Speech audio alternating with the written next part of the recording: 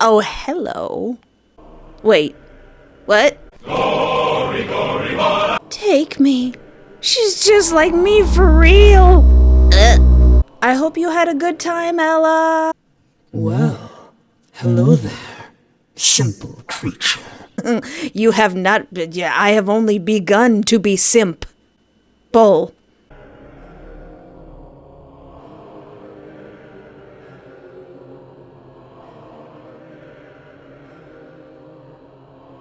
Hello and welcome to my YouTube channel, and most likely my adult Patreon. I am Espoir de Vide, and today I'd like to play a game that's by the developer of Courtin' Cowboys and Lover's Trophy. This game is made for adults entirely, so if you're seeing this on my regular YouTube channel, it is heavily censored. If you'd like to see the full uncut version, feel free to go over to my adult Patreon. This is Reap and Sow. You've always been a loser, only in my mind. All through childhood, all through high school, and what feels like all through life, everyone always tells you your life has just started. What do you have to worry about? You're just starting college.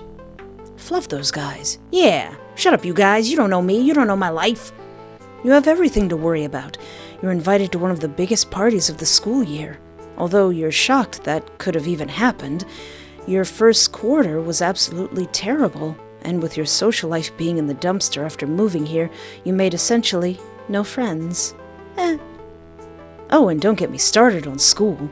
Barely scraping by, you managed to at least pass, but in a depressing slug kind of way. Aw, there's a thing for Lover's Trophy up there. I need to finish playing that. That might even be a Courtin' Cowboys reference right there. This quarter was different, though. Your first day back, you managed to meet the two most popular people on campus. And, at least to you, they seem to have taken a liking to you. Why else would you have been invited to their party? Part of you wonders why that is. What could have possibly gotten their attention? Like, oh, that person's so pathetic, I have to be near them. Maybe it's because you're a loser? No. This is neat. Frat bro, geek, kind of, goth, I wish, jock. Otaku. A simple otaku. You find yourself absorbed by anime and manga. People avoid you, finding your deep interests childish. Animation is for kids, they say. It's okay, though. You get plenty of comfort from your figurines. I have to go with that one. I have to. You're an otaku. Maybe they want to read some manga. Do they want to show me their power level? No wonder they took interest in you. Oh. Merde. You're going to be late. You can't be late at your first party. Close. Merda! Your face! You're under the bathroom. Put on the wig. Slap on some lipstick, because I don't know how to do makeup. Character creation! Give me a second. I'll be back in a year or two. I hate long sleeves, but that's fine. You hope you make a decent impression. But to make any impression, you have to leave now. A faint shiver runs down your spine. Almost like this is a bad idea. Though you won't let anxieties keep you from success. Not this time. Exiting your dorm, you head to your car. You drive to Julio's house. It's only about 10 minutes. Intro! Everything is going to change. Saving recommended? Okay, once I pick the right button. You can hear the music as you pull up to his house. Since you're right on time, there's plenty of parking available. I would have gotten here an hour early. Getting out of the car, you walk up to the door. Hey guys, the party can officially end, 'cause I'm here. You can hear the music more clearly now, vibrations pounding through the air. You've never been here, let alone down this street, but you have motive. We're gonna make some friends. I'm gonna tell them about Utena. The person who invited you was really hot. Let alone an invite of this caliber could change your social career. I mean, you said yes before really thinking anyways. Before you can finish reminiscing, the door opens. You find yourself stepping through the doorway, not thinking twice about it. Hey! Alright, where's your pet? You got a cat? You got a dog? I'm going to sit in the corner and I'm going to play with the dog. The living room is crowded. And then I turn around and leave. Glad you can make it. It's good to see you. Oh boy. Yeah, Thanks for inviting me. Oh, look how cute and anxiety-ridden I look. I totally look like I want to leave. Loud music, loud voices. You're not sure what to think. Somebody bumps into you from behind. Oh, hey, Ellie. You know she doesn't want you here. What? She walks past him, not seeming to hear him. Oh, bitch, get out the way. Ellie, are you going to be a problem? Wait, and she's gone. I'm just going to pretend that didn't happen. Lauren gets the door, patting you on the shoulder before letting out a laugh. Honestly, you got here just in time. We were thinking of doing something. Everything about this points to me wanting to leave. She looks over at Julio. Devious. Devious? Yeah, we wanted to see if you'd be interested in helping us summon a demon. Alright, this party's looking up. Seriously?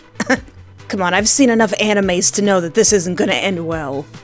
You find yourself having to yell over the loud music. Follow me! Oh, we're just getting right into it.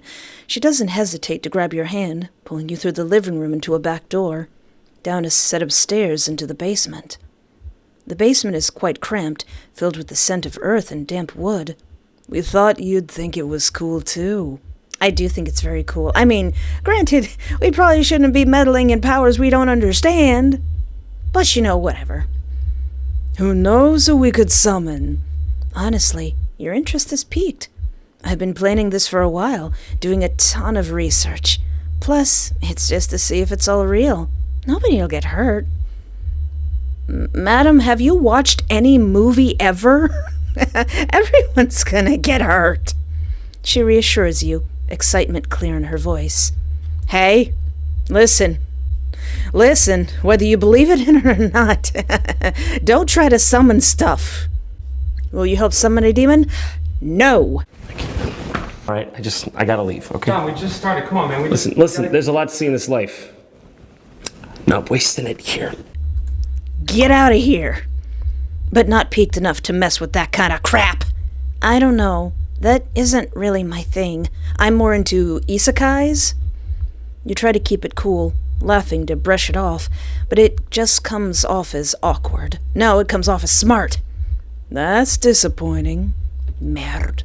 So, Lou, what's the plan now? Not sure. Kind of a drag. The silence is loud. Get out of my house. You only wanted me for my otaku knowledge on how to summon stuff from other worlds? Startled at his solid tone, you stand there in shock. You quickly push past them, hurriedly heading back up the basement stairs. Honestly, you're still in shock by the hostility. How did you fluff things up that bad just from saying no? Hey, boundaries. No is a complete sentence. The vibes being off is enough of a reason. Vibes were off. Vibes were way off. This isn't worth the humiliation. Everyone's staring at you. Or at least it feels like it. And yet no one is staring at me. No one even acknowledges my existence. Your stockings are mismatched! You decide to leave. And good on ya. Who would have expected that to happen? On your way to car, something shiny catches your eye. Car. On your way to your car, something shiny catches your eye. Is that glass? Great. Squatting down near the car, you find a puncture in your tire.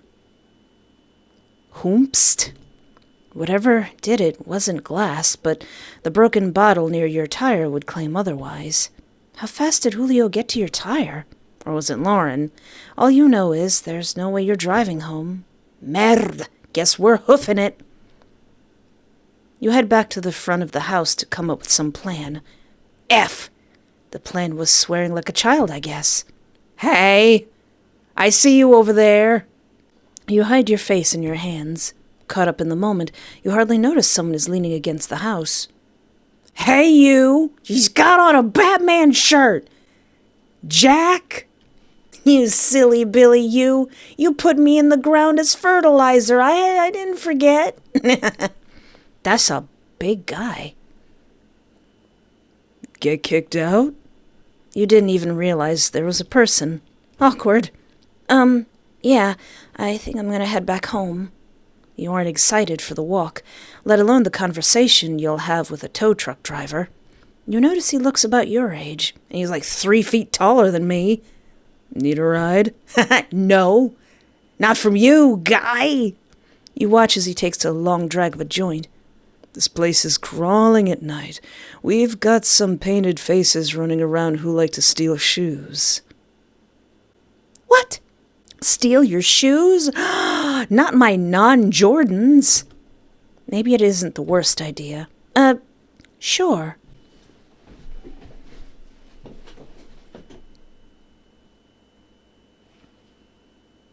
Shut up. Me?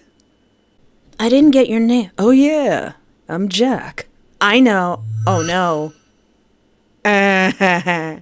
All's well that ends well.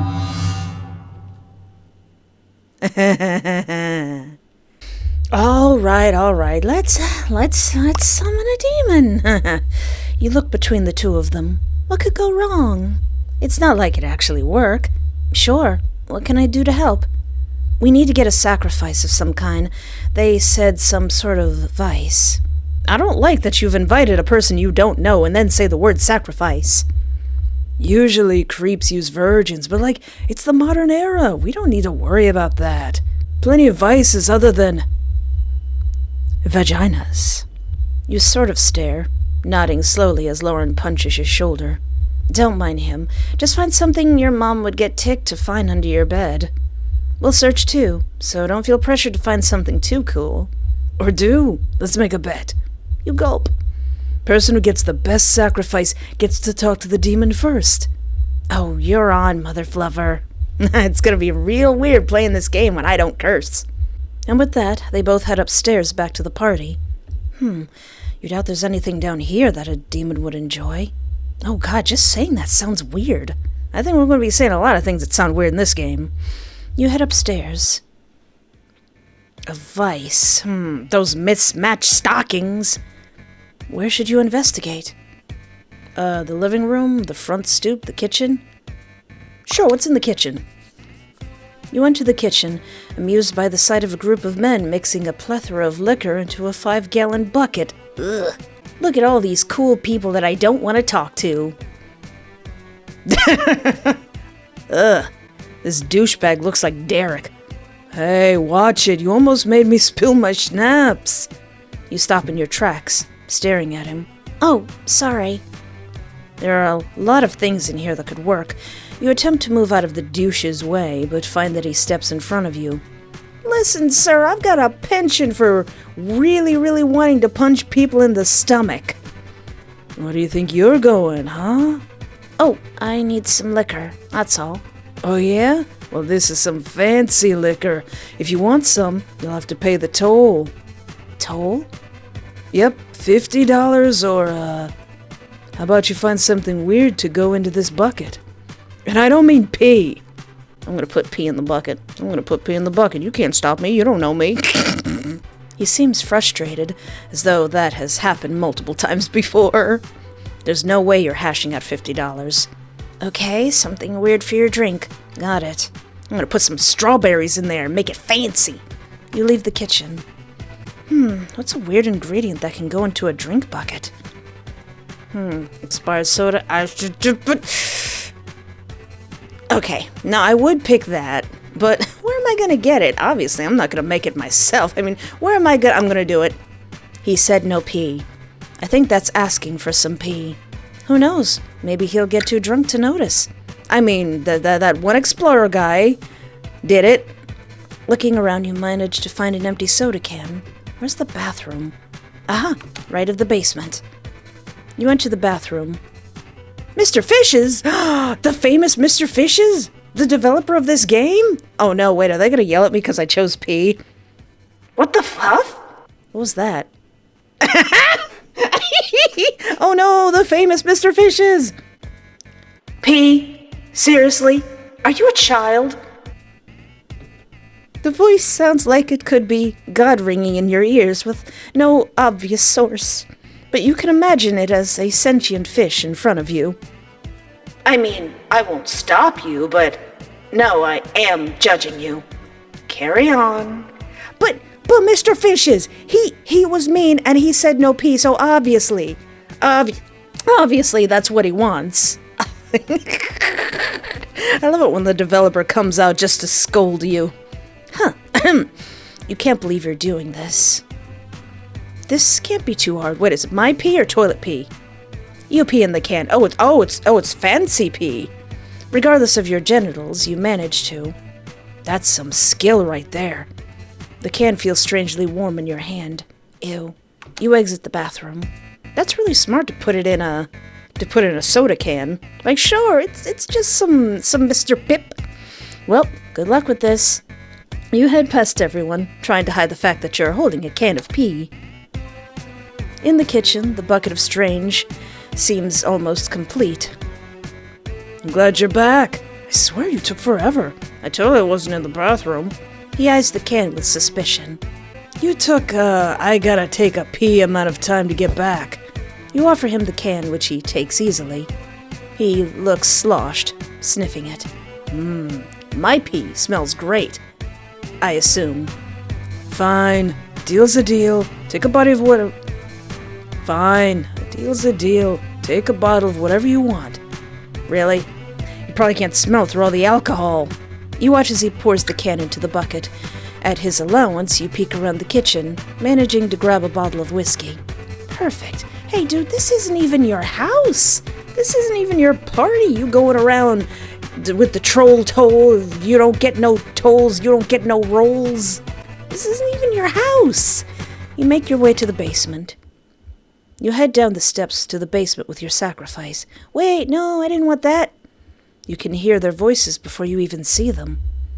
Come on, Julio, you have to be joking. What's a better sacrifice than a virgin, huh? I mean, it's tradition. Hey! You were literally making fun of it not 20 minutes ago. Yeah! No blood sacrifices in this house. Wait, this isn't even my house. Calm down, chica. Oh, hey! He finally looks at you. What you managed to scrounge up? Oh, just this bottle of whiskey. Whiskey, nice. That should work. But clearly, I outdid you with my virgin. Hey, how do you know she's a virgin? What if she's not? I'm not a virgin. Ha! Her voice was soft as she practically mumbled it. What? Lauren laughs playfully. Clearly, this is pretty funny to her. It's as though she knows something you don't regarding this situation. Get out of my basement, then! Jesus Christ! You guys are lame anyways. Hey, non-virgin, you want to go watch anime with me? Honestly, she looks like she was on the verge of tears. She leaves the basement. Well, merda. That's fine. At least we have your booze. Go ahead, Lau. Get the circle set up. Hold on a second. You hold on a second. Hold on a second. Now.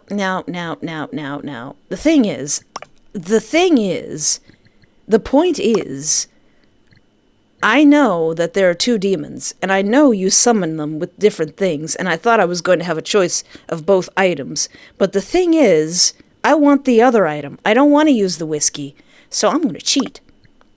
So, let's just go back in time and undo peeing in a can. So maybe the item that I want to find is on the front stoop? You exit the house, standing on the front stoop. The smell of something stops you in your tracks. Someone's leaning against the house. Hey, Jack. Though this already seems like a bad idea. My eyes are up here, sweetheart. I was just looking at your cool Batman shirt. That's a good, cool, traditional Batman shirt. Marijuana? That counts as a vice. Can I has, please? Please? You try to be as easygoing as possible. Hey, man, mind sparing me a joint? And he should say, you look like someone who's never smoked in your entire life. You find yourself a little nervous. He's a big guy. Like he's going to have to duck to use the door. A whole joint? You realize this crap is expensive, right?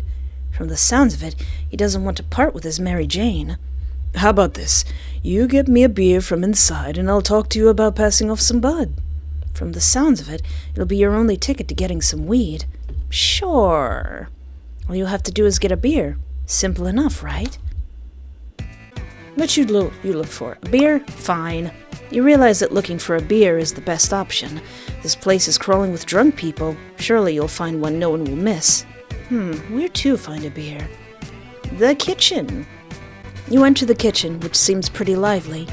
On one side of the room, a group of frat boys are mixing a plethora of liquor into a 5-gallon bucket. On the other, people seem to be taking advantage of the spirits section. The whole kitchen island is covered in bottles, but none seem to be beer in particular. Honestly, you're surprised at the lack of easily accessible beer. Oh wait, is that one guy not here? Aww.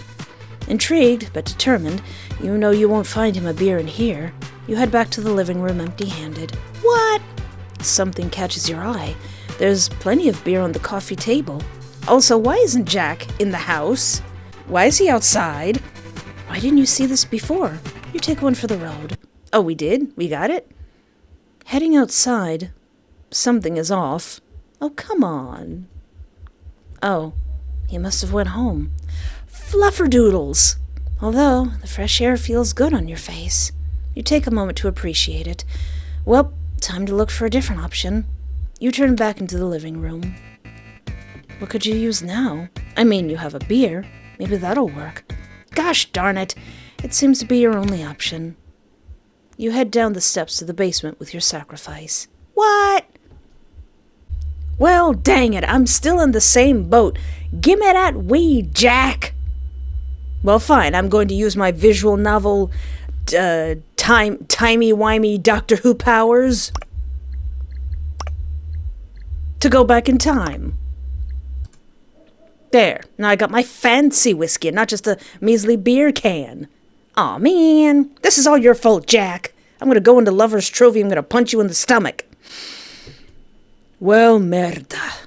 That's fine. At least we have your booze. Go ahead, Lo, get the circle set up. I'm so angry right now. They both move out of the way of where they plan to make the circle. So what kind of circle is it? Honestly, not sure. I'm just following this guide I got from Tumblr. Oh. You watch as Lauren pulls out powder from a bag, creating a design from it. I mean, it pretty much looks like the picture. Great. Now get the candles. We're lucky your mom still has all of those. She places the candles along the powder. Do we light them? No, we just, let it do its thing. Go ahead and put your whiskey down in the middle. You place the bottle down in the middle of the circle with care. Okay, and now we're supposed to chant or something, with our hearts, apparently? You realize this can't be as serious as you were worried it was. What were you even stressing about? I only remember our college chant, like for games and stuff. Why would you remember that? Julio, I went to every game. Okay, and? It's not my fault you went for some girl. Shut up! The awkwardness is loud. Let me just rub my hands together, go, Ginichimaru, Ginichimaru, Ginichimaru. Arise, Ginichimaru! Let's just get to chanting. Okay. Here, I pulled this up. Maybe it'll work. Julio offers his phone to you so you can read it as well. You feel awkward as everyone begins to chant. The words don't make the most sense. You're not sure what language they're in. The light bulb above breaks. Well, shoot. Everyone stops chanting. What the fluff? Holy merde.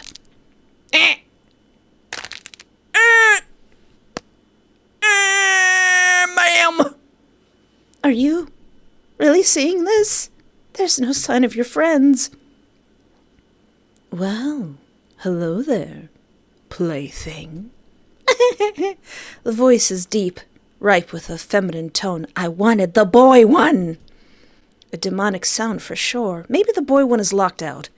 She lunges at you. Ma'am! Despite your best efforts, her weight knocks you over, her hand at your throat. Ma'am! Oh. Merda. Pretty, though. Wow. I'm honestly shocked. Her weight is crushing you. Ma'am! She leans in further. You're not Lauren. No, no. You're adorable. Who even are you? I am espoir. It means hope in French. As in, I sure do hope you don't do something unbeknownst to me, ma'am. Espoir? What kind of name is that? You filthy little things always get so creative. And if I were to refer to you, I would use... She studies your face, looking a little confused. She, her. You manage to choke out a response. My pronouns. She. Oh, yeah. I should have known that, huh? You strain, struggling beneath her. Thank you for respecting my pronouns, pretty booby lady. Her grip is tight on your throat, causing you to sputter. She squeezes a little tighter, almost as if she's experimenting. You gag. Don't disappoint me with a pathetic death. I've been told you're kind as hardy. I mean, you didn't end up like your comrades there. Julio, Lauren. She slides her hand from your throat down to your chest, placing her palm firmly on your sternum. Am I going to die? Be good for me. Are you dreaming? This doesn't feel real at all. Your heart is beating loudly. You're sure she can hear it. Before you can speak, she interrupts you.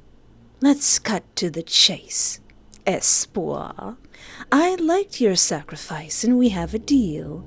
Power, right? That's what every mortal wants. Ma'am, actually, I would like Kinichimaru in the flesh and madly in love with me, if you don't mind. You, on the other hand, want to leave. You gulp, searching for your voice. She wants a deal? How do you respond? I want to go home. Please, just let me go. I don't want to be here. There's too many people here and my social battery is running out. You squirm beneath her, struggling under her weight. Oh, come on. It would be a great opportunity for you. What kind of human doesn't want to make a deal? I didn't sign up for this. I just did it so they wouldn't think I was lame. That's a valid reason. Your eyes scramble, searching the darkness for the bodies of your friends. She follows your gaze, a demonic laugh erupting from her chest. Oh, you poor thing. I promise, after this whole thing is over, you'll have more friends than you could ever want. Ma'am, that's not what I want. I just said my social battery. Your rapid breaths, the sweat running down your back. You can hardly listen. Amid your panic, she seems to be thinking. I can make all of your dreams come true, Espoir. See this list right here? This list of about 50 fictional men? Can you make them real and all in love with me? Except maybe the murdery ones. Except that bald one. You know, it'll be fun. Ma'am, I want to leave. I want to go home. Let me go. Her expression drops. Well, you're a failure, but I don't have to be the one to tell you that. I'm sure your mama tells you that all the time. What? Wait, what? But by God, your soul will be delicious. No, this isn't exactly what I expected to happen. Choices are a luxury. That's fine. All right, I've changed my mind. Let's do this. You managed to calm down. I'll be popular? You'll get what you want? Oh yeah, that is kind of what I wanted. The most popular. All right. Okay then. What do you want from me? So, what I need your help for is finding me victims. Uh-oh. Victims? Yes, I need souls. A good amount of them to stay strong enough to stay a while. Otherwise, I'll end up back where I came from, and we don't want that. She gets up, completely letting you stand. Thank you, ma'am. I might as well introduce myself. I'm Reap. You can hear her voice in front of you, but you can't see her. Where'd you go? Oh, this is weird. He didn't tell me this would happen. You feel something pressed to your chest, lightly, like some wind. Can you feel that? Kind of. Merde, your stupid juice wasn't enough. Last time I did this, they at least gave me a sheep. Come on. I think I need something even stronger. Do you know if there's like a virgin around or something? You're honestly getting a bit tired at the mention of virginity. There's a party going on upstairs. I doubt there's many pure people. Hey, let's find Jack. I can feel my power fading. I'm going to need a soul. Stat. I didn't think this would happen this soon. You stare into space as she seems to ramble mostly to herself. She seems to get the gist. Not groovy, man. How about this? You bring me one of those people from upstairs and we'll make this deal work. I'm not strong enough to leave this circle yet. Will you help me? You got it, nice lady. So, I feed you. You want to give me power? I mean, I can give you anything you want. Can you give me Ginichimaru? Can you give me Underfell Sands? Can you give me Don Williams? Whatever I want? I can even give you your little friends back. It sounds like a good deal. Besides, how is your social life going to get better if your only two friends were eaten by a demon? All right, I'm down. Wicked. Aw, she's just a pretty light. With her excitement, you think you can see something. It's hard to focus, though. Okay, so just go upstairs and convince someone to come down. I'll do the rest. You don't have to watch unless you want to. You know she would be smiling. Get out there. Oh, yeah. Of course, nice lady. You run upstairs, scrambling to the party. Act 1. There's a demon in the basement. Like, hey guys, you want to see a cool demon in the basement? And they'll be like, sure, and it'll be that easy. Oh, thank you for telling me. Saving recommended. Back in the living room, you find yourself unsure of what to do. Where do you look? Let's see, the front stoop. Let's go to the front stoop. Jack, listen here, Jack. I wanted that weed. I wanted to summon the boy demon. But no, you just had to dip. You decide to head outside. The smell of something stops you in your tracks. Someone's leaning against the house, though this already seems like a bad idea. Like to stare? Oh, sorry. Listen, I get it. I'd stare too if I had a mirror. But still, I'm sure there's plenty of pretty people inside for you to gawk at. So maybe you can do that instead, considering I've never met you before. You're kinda creeping me out. You kinda creeping me out? You buried me in another universe. You put me in the ground. You should probably leave. No. Hey, you want to see a demon in the basement? It's really cool. No, I mean, seriously, this guy could knock you on your butt in one punch. Yeah, well, he's not getting out of it unscathed. He may kill me, but I'm gonna give him a bruise to remember.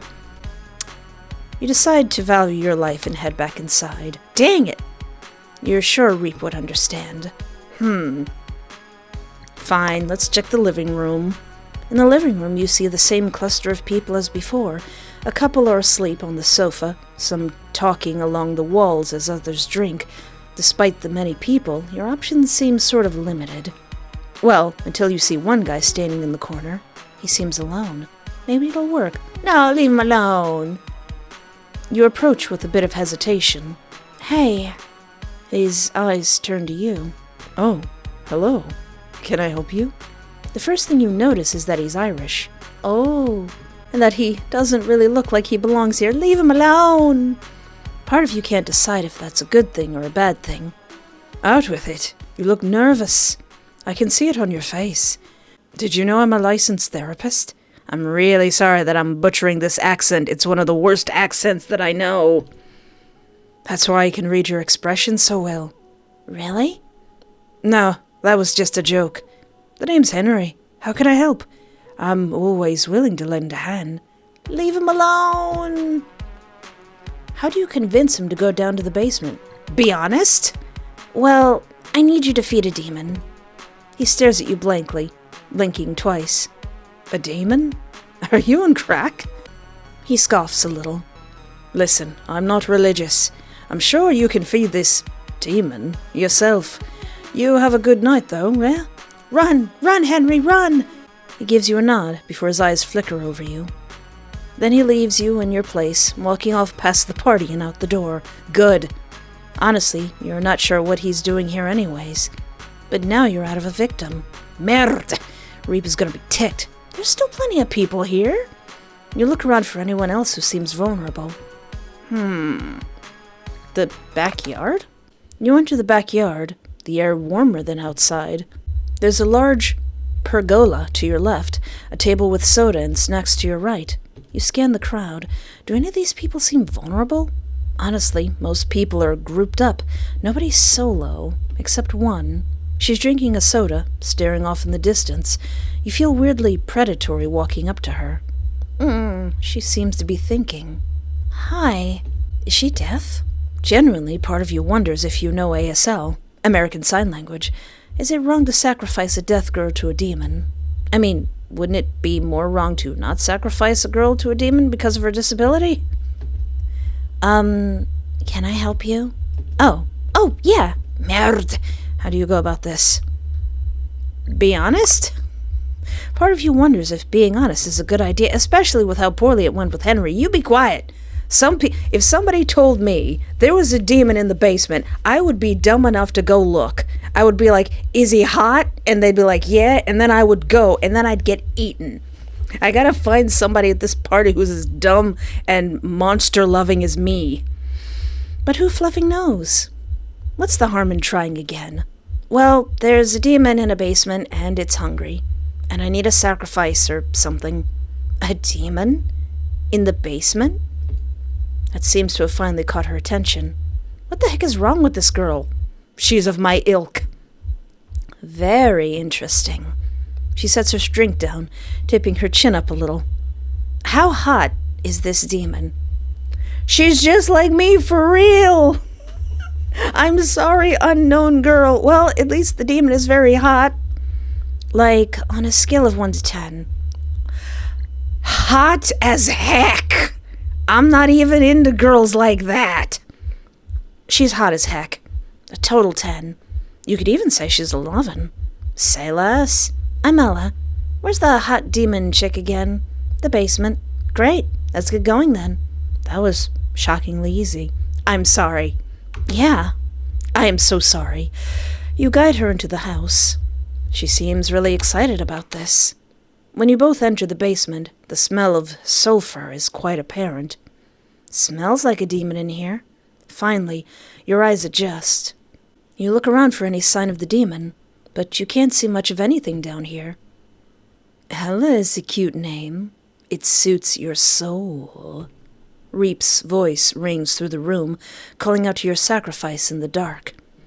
This'll do, Espoir. Thank you. Ms. Reap, at least give her a good time before you devour her. She was very excited to meet you. She seems frozen in fear. Wait, what? Glory, glory, what a hell of a way to die. Take me. She's just like me for real. Oh. I hope you had a good time, Ella. You can't see much in the dark. Huh? You can actually see something. You're not sure where her body went. That was something. I've never tried anything like that before. How grand. She's gonna be like, bring me more monster lovers. Goodness. She sounds excited, and it seems the sacrifice worked. I can see your curves, madam. You're still gripping with the fact that you sent someone to the slaughter. She tasted like fruity, maybe some cheese. I'm not sure how human flavors work. A tad strange. I normally go for those with a violent side. Part of you just wants to understand what you just saw. She ate her. Right? Right in front of you? Your gut is more reminiscent of a bowling ball, guilt festering within you. What happened to her? Did you at least give her a good time? Reap, on the other hand, seems somewhat bothered by your question. I'll be honest, I'm not quite sure. I ate her, of course, but I'm not sure how the process works, actually. Lady, you don't know how to eat? Don't worry, I'll get the funnel. You forgot how to eat again! Come on, we'll get the funnel! You gulp, a bit nervous to ask your next question. So, she's dead? Reap is quick to reply. Of course not! Well, not in a human way. She's just not here. Reap's enthusiasm isn't very reassuring. Well, another round, shall we? Seems like she's changed the subject. About how many will it take to bring you to full form? You hope you got that right. I have no idea. I've never done it like this before. Maybe a few? 2 more? After that I should be good. It's not murder if you're just bringing them down here, right? It's totally murder. The thought sort of rumbles around in your mind. No, it's murder. It's absolutely murder. For a moment you can feel as though you're being stared at. They won't come down here themselves, but if you could find someone a little more, I don't know, strong, tough, then I'll be really happy. Oh, all right. Okay, someone tough, whatever that means. You take this as your cue to get going. Off I go. Ta-ta. You find yourself nervously making your way up the basement stairs. It wasn't that hard to get someone down into the basement. Surely you can do it again. Act 2. Electric Boogaloo. You couldn't help yourself making that title, could ya? Back in the living room, you find yourself unsure of what to do. Where to look? Now, what's-his-face is probably still in the front stoop, but what if we go in the garage? You decide to check the garage. Big tough guys hang out in the garage, right? You enter the garage. It smells of gasoline, dust, and maybe some cleaner. Other than that, you notice yet another key detail. It's empty. Hello? Whomst? Hey. You both stare at one another. What are you doing in here? You can tell he's nervous, his hands fidgeting in his coat pockets. Are you okay? Your eyes pan over to the clutter he managed to knock over. Me? There doesn't seem to be anyone else in the room. At the realization, he speaks. Oh yeah, I'm fine. Just getting familiar with car parts and cars and... Behind the sunglasses, you can see a hint of his pupils darting nervously back and forth. Nothing else.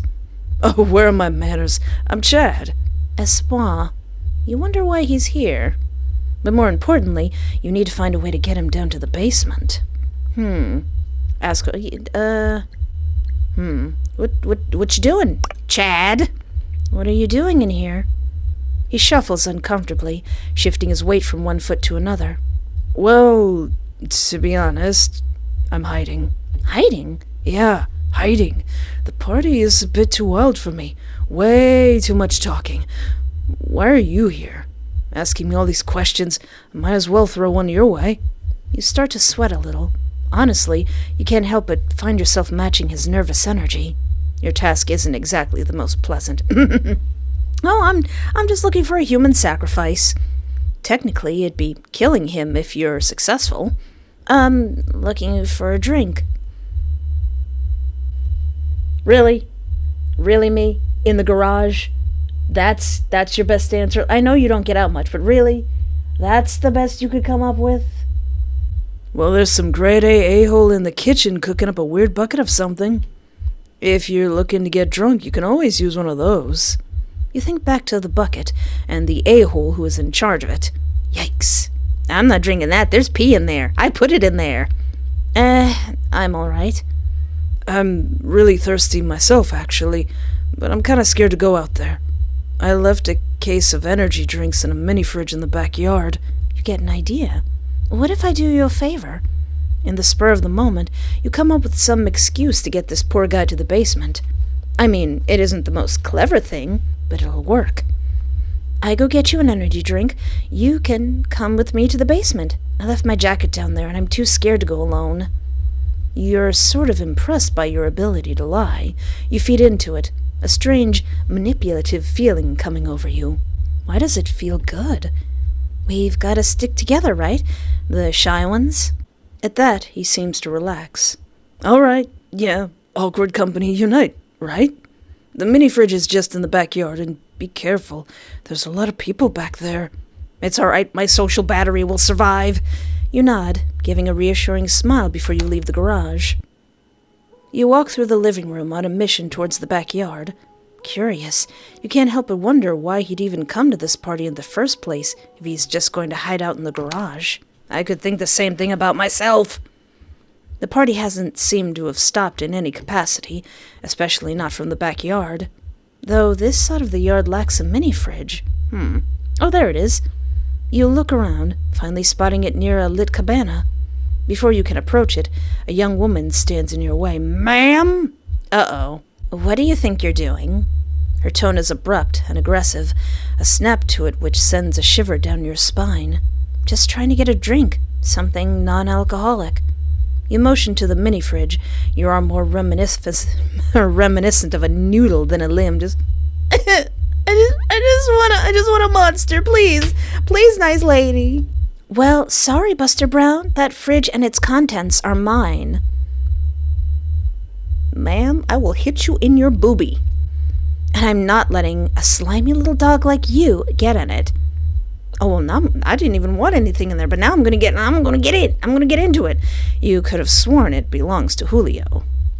Before you can even mutter a word, she walks away. Well, merde. You stare at the mini-fridge.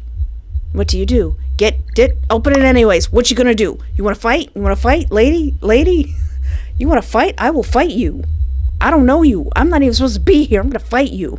I'm mad. Getting mad at pictures on my screen again. You wait, making sure she's gone a good bit before you head to the fridge. Finally, now's your time to strike. Trying not to bring too much attention to yourself, you saunter over to the fridge, being as discreet as possible.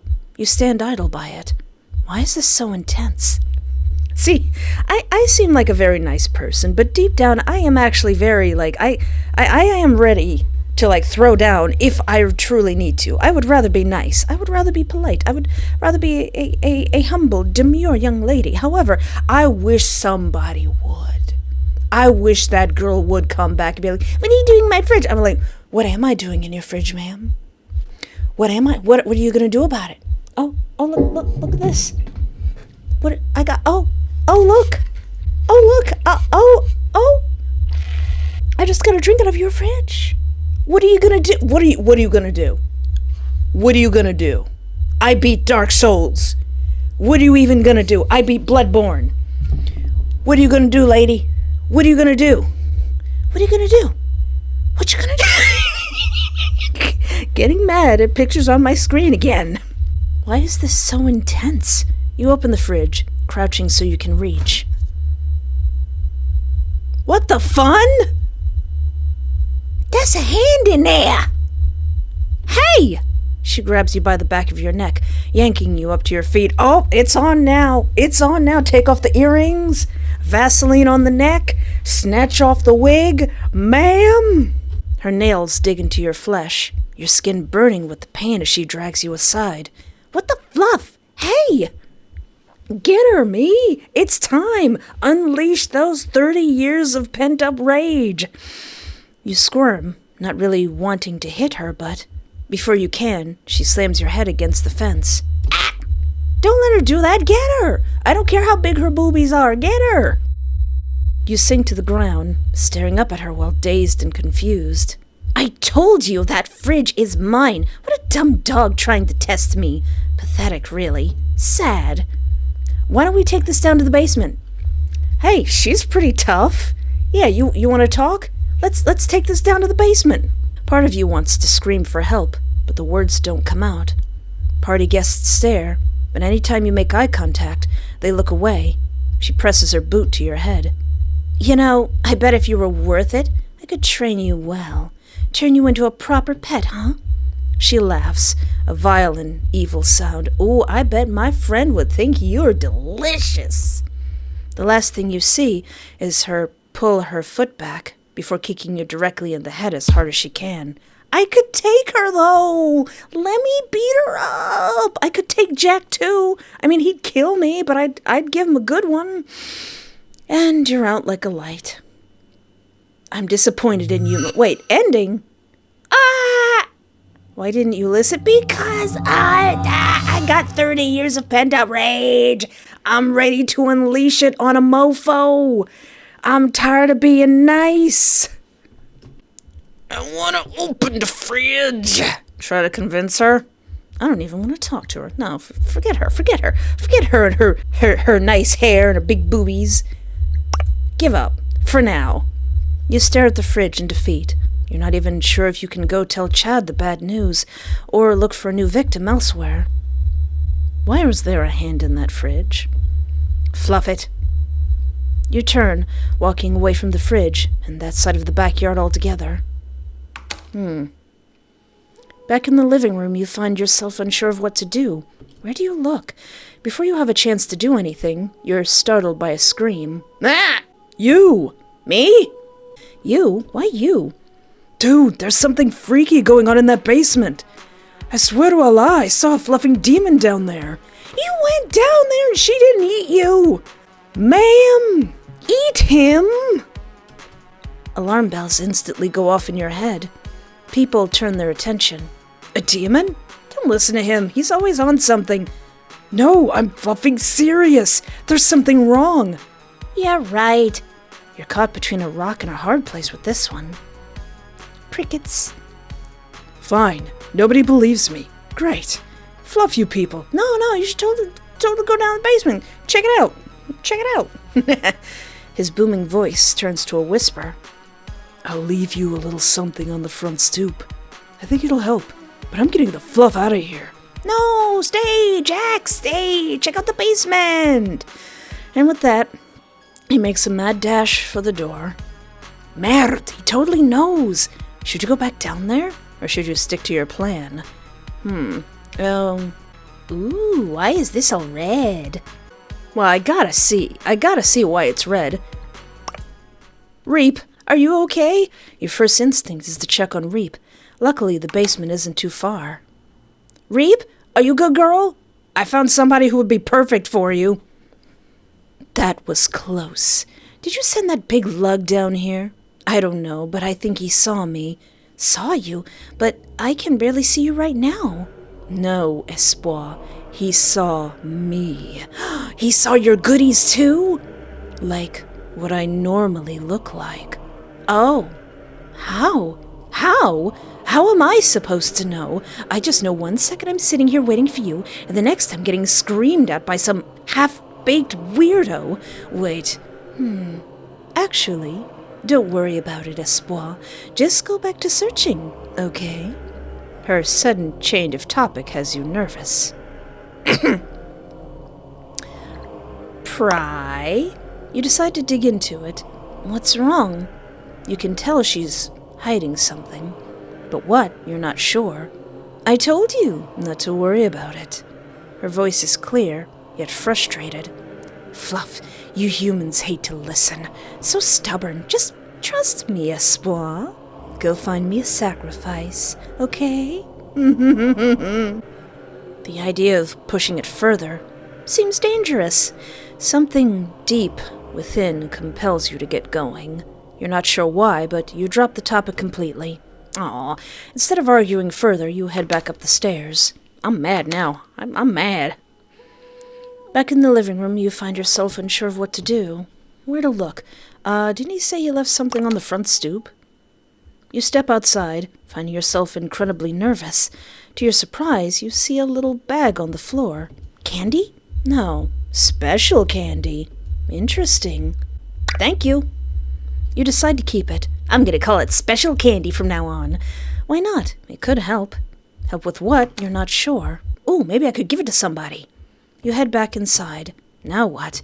Where do you look? Does anybody want... Ooh, I can eat it? I want to eat the special candy. Maybe I'll see Miss Lady's true form. Maybe now is a good time to eat this thing. I will say, I have tried an edible before, and I will never do it again. It was the most horrible experience of my life. It was just a little thing. Never again. Never again. Nope. Hey, that wasn't so bad. Although, as you chew, the flavor of marijuana seeps through. Gross. Guess you'll have to wait for this to kick in. These edibles ain't... Whoa! The living room? The backyard? Let's go in the backyard. Maybe I'll be buzzed up enough to take on that one lady. You decide to check the backyard. You step out into the backyard. People are still chattering away. It's only been about 20 minutes. Though, despite everything, you feel as though everyone is watching you. Suddenly you feel a tap on your shoulder. You flinch. Whomst? For a second I thought they were wearing a little crown. You okay? You look like you've seen a ghost. First thing you notice about this person is that they smell amazing. You're not sure if it's some kind of perfume or just them. This looks like somebody who's going to get me in trouble. You don't realize it until it's too late, but you've been sitting here with your mouth open. Yeah, I'm fine. I just had some candy. Cool. Just thought you were on something, man. You seem sweaty. I don't mind if you do. Just don't want anyone taking a trip to Pass-Out Town. Aw, what a good person. You find yourself sort of just nodding in response. Who are you? You've never seen this person around campus. I'm Eggs. Eggs? I like you, Eggs. I've only met you for a couple minutes. I like you, Eggs. Don't disappoint me. Eggs? You assume he picked it out himself. As if reading your mind, he laughs. My name's Benedict, but that's super lame. So I named myself after the breakfast. Welcome, Eggs Benedict. Eggs Benedict. You know, Eggs Benedict? Interesting. I like you, Eggs. Future me, am I gonna hate Eggs? Is Eggs gonna become my number 2 op? That's cool. You don't know what it is about him, but you want to move closer. Honestly, Chad has completely left your mind. It's strange and subtle, as if he's a magnet. Even if you didn't want to, you'd like him. I'm espoir. Like a stroke of lightning, you remember what you're supposed to be doing. Reap wouldn't enjoy your hesitation. You tense up a little bit, standing straighter. You know what you're supposed to do. No, not Eggs! No! Succumb? Succumb to what? Succumb to what? There's a demon in the basement. Her name is Reap, and she wants sacrifices. I made a deal with her, so... I see. Well, that's interesting to say the least. Do you know what kind of demon they are? Your eyes widen. Eggs doesn't even seem fazed. Are you like an angel in disguise? Are you just a cool guy who's coming to help me? I don't know. They have horns? Eggs rolls his eyes, laughing a little. What do they eat? Your stomach churns at the memory. People. I see. Okay, this is how this is gonna go. You're going to walk away from me here and find someone else to give to your mistress. I don't feel like getting involved. In my opinion, a demon needs to do its own dirty work, not enlist a human like yourself to help.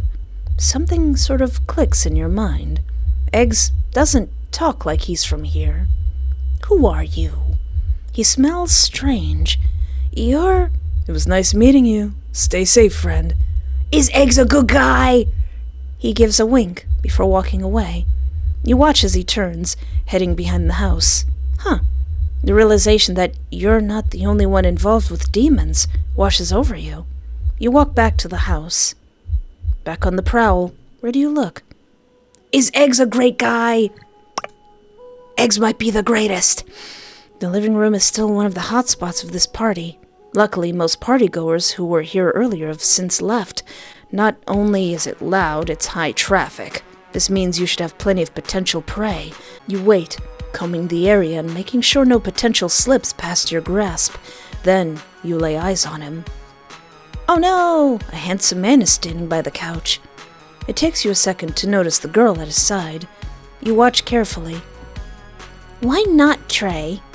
I don't really think that's an option, Ellie. Well, it should be. I do not want to get in the middle of your beef. Besides, wouldn't Jake be ticked?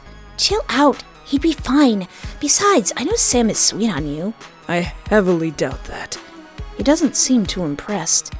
Fine. If I can't get you to do it, I'll do it myself. Wait, Ellis.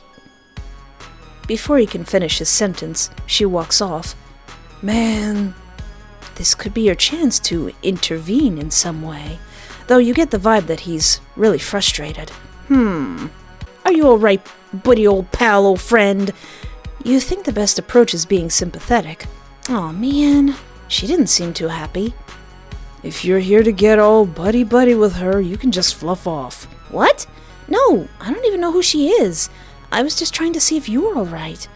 He seems to drop his guard. Oh, sorry about that. He sighs a little, and you can sense he's glum about the situation. Need someone to talk to? No offense, but you seem stressed. At that, he lets out a short, yet more relaxed laugh. Who even are you?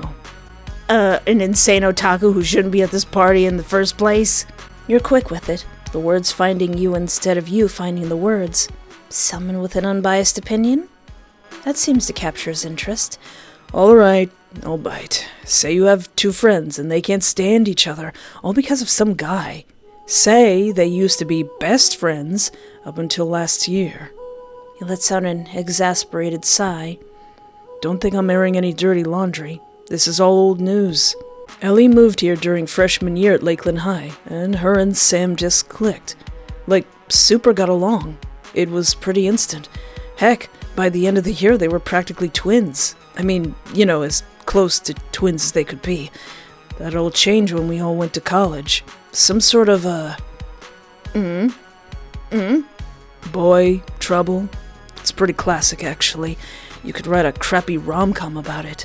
I see. You do understand, right? I mean, he seems to be guarding some information, but it's clear enough. Who's saying that? I'm not sure what to do about it. Sam is still sore, and Ellie is just on a fluffing warpath. Like, Ellie wasn't even supposed to be here tonight. She got wind that Sam was gonna be here, and Jake. Not together or anything, but I guess the idea of the two of them sharing a house was too much for her. He's sort of venting, but you choose to listen. I don't want to get in the middle of them anymore. Ellie is acting insane. Sam has always been kind of insane. Why don't all three of you bring Jake too? All four of you. Let's all talk this out in the basement. He sighs, a large annoyed puff of air. At the realization of his word vomit, he sits up straighter. Sorry to burden you with all of that. I don't even know you. It's all right. I'm sure it was nice to get it off your chest. Yeah, it was. Now where are your friends so I can invite them to the basement? Don't tell either of them I told you this crap, though. Not that it isn't already public knowledge. I just don't feel like being another crap bag for them to set on fire. I wouldn't dare. By the way, I'm looking for someone. You haven't seen Lauren around, have you? Actually, funny you should mention her. She's actually in the basement. The mention of her name drives a stake through your heart. Lauren? Yeah, I've been looking for her all night. She mentioned she was going to be busy during the early end of the party, but I haven't seen her yet. Your heart swells.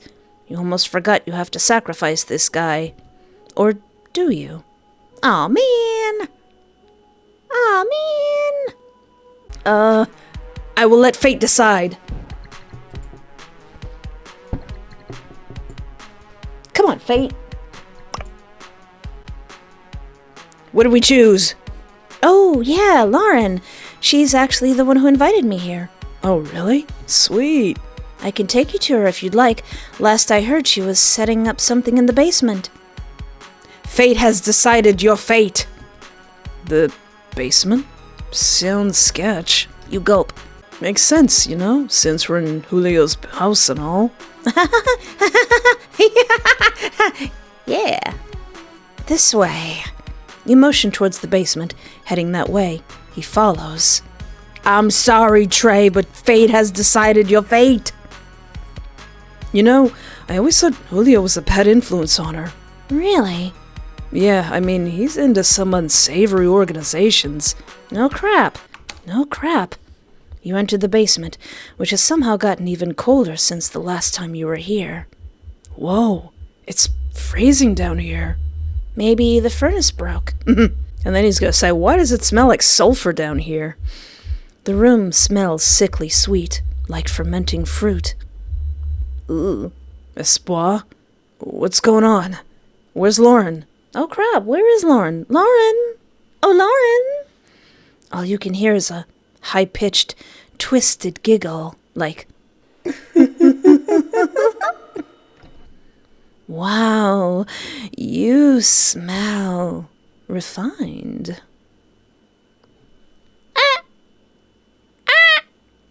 Holy cow! Delicious. I'm sorry. Fate decided. That was amazing. Huh? You blink a few times, unsure if it's over. This is different from last time. A strange feeling washes over you, the same feeling you'd get standing over a cliff. Your eyes adjust, and you finally manage to focus on what's in front of you. Well, well, well. This is more like it. You watch as she outstretches her claws, stretching her fingers in and out. What do you think, Espoir? Now, I'm usually into male leaning. If I can unlock the male one, I would be more happy. However, that's a hot look. Any monster effer who loves female monsters, that's a cool look. I like that look. That's a cool look. Honestly, you're not sure what to think. She seems to realize your lack of words. You all right, Espoir? I'd have... hamana. Looks good. Looks good. Something about her. It's driving you crazy. You find yourself squirming, a heat growing and growling within your gut, something not completely unfamiliar, but rare. It's an attraction, a strong one you've never felt before. You've seen her nude before. What is it about this specific time? It's the black limbs. It's the shadowy black limbs. I think that's cool. It's very W.D. Gaster. You feel devoted to her. Hey, why are these options red? Is that leading down a path I won't like? Before you realize what you're saying, words spill from your lips. You look beautiful. It's sudden, but you know you mean it. The air in the room shifts, suddenly growing colder. Beautiful. Me? I said what I said, nice lady. She takes a few steps closer to you. Suddenly, she tackles you to the floor. Oh, no! 20 minutes later. You awkwardly exit the basement. This is it. The last one. One more offering, and Reap will reach her full potential. Then I'll get to smooch Ginichimaru. Even if I'll make him not fictional. And then he'll probably chop me up. You head up the stairs with a bounce in each step. The light from under the basement door calls to you. Act 3. One more dance. You open the door, lingering in the living room. The party seems to be dying down a bit, which only heightens your urgency. What was that? Oh, this place has an upstairs? Interesting. Let's look upstairs. Backyard? I want a rematch. The backyard. You decide to check in the backyard again, because why not? I'm all hopped up on candies. The yard is still pretty poppin'. It isn't that long until you find your potential victim. Dang it. Oh, is it them? You're surprised to realize you recognize these people. Well, like I said, I have no clue why she's mad. Poor thing. It probably doesn't help that she was raised without her daddy. Your options seem to grow limited. Less loners willing to stay this long in a house party. This will have to do. I mean, 2 for 1, you know? I'm just glad she finally left. Not like she should be seen in public after what she did. Be nosy. Hi, girls. What you talking about? What did she do? You walk up, voice clear with curiosity. Oh, you're that girl who's with Julio and Lauren. End up finding a real-life virgin? Her tone is cold, plain, and just as uninterested as before. You recognize her. Aw, fluff. She's seen you. She knows you're guilty, right? I mean, all she knows is that you were trying to summon a demon. At least it depends on what Julio told her. This isn't good. No. She probably won't believe you, and she'll probably go down there and see it. Hello? Oh, yeah. I mean, no. The idea didn't work anyways. Obviously. Why would you be here? Clearly this weeb wants an education, Cynthia. Yeah, exactly. That's exactly what I want. No nefarious, demon-feeding purposes. Really? Clearly they know who I am. I've become quite the pinnacle of this campus. All right, Ellie. Her voice reads more like deep-seated sarcasm than authenticity. Have you met Samara? Samara? You mean the girl from The Ring? Who? You don't seem to remember if you had. I haven't. Really? Well, that's no fun. Who even are you, anyway? One of Julio's friends? You know, the company he brings. No doubt. Ugh. Anyways, maybe it's a good thing you don't know her. Ellie sounds devious, as though something came to mind. Anyway, she's a nasty biscuit. She tried to F my stepbrother. Like, doesn't she know how fluffed up that is? Girl code. Yeah, right. Uh-huh. Girl code? You decide agreeing might get you somewhere. Ellie seems like she enjoys a good yes man. Not sure what a yes man is? Think Gretchen to Regina George. I have no... Well, I mean, I know what a yes man is, but I don't know, I don't know what you're referencing. Or Heather McNamara to Heather Chandler. Still not familiar. But I know what a yes man is. It's a toady. It's a toady. You cue back into the conversation, getting over your thoughts. I mean, she's always been a jackrabbit, hopping from guy to girl around here. She's, to put it plainly, a floozy. Nobody is safe? Yeah, nobody. Ugh, it's just totally lame. Totally. Smile and nod as if I understand the social cues. Ellie finally turns her complete attention to you. What's your name again? Espoir. Oh, I haven't really heard of you before. You must be new. I know literally everyone around here. You're not, but you don't feel like arguing. I've been here for years, Ellie. Yeah, transfer. Lying isn't so hard anymore. I mean, not since I've seen demon boobies. You don't even remember why that would be important. So, how did you meet Julio? The question sort of catches you off guard. Julio? He approached me with Lauren one day during class. I mean, I thought Julio was cute at first. Cynthia glares in response. Ellie doesn't really seem to care. I mean, I get it. But you'd only have to talk to the guy once to realize that he might be a red flag. The rugged sort of bad boy type. Ooh la la. But after what he did earlier, it's really no contest. This will probably be the last party of his I go to. Surely would be a blast to his ego. She seems incredibly sure of herself. Hey, you should totally come down to the basement. Give him a piece of your mind. And there's a demon down there that's gonna eat you. But you have something in mind. What do you inquire about? Kind of curious as to who's Jake. If you don't mind me asking, who's Jake? You've heard his name pop up plenty now. I mean, it's easy to assume Jake is the boy problems mentioned by Trey, who has been eaten, but none of this is exactly clear. Jake? Oh, you're really new, huh? Jake's my stepbrother. He's here somewhere, probably making something terrible in the kitchen. Uh-oh. Sam fluffed him behind my back. I made him drink pee. If that's the douchebag guy. Is it the douchebag guy? I specifically told her not to F my stepbrother. She specifically asked for the opposite of what has occurred. Seems fair enough.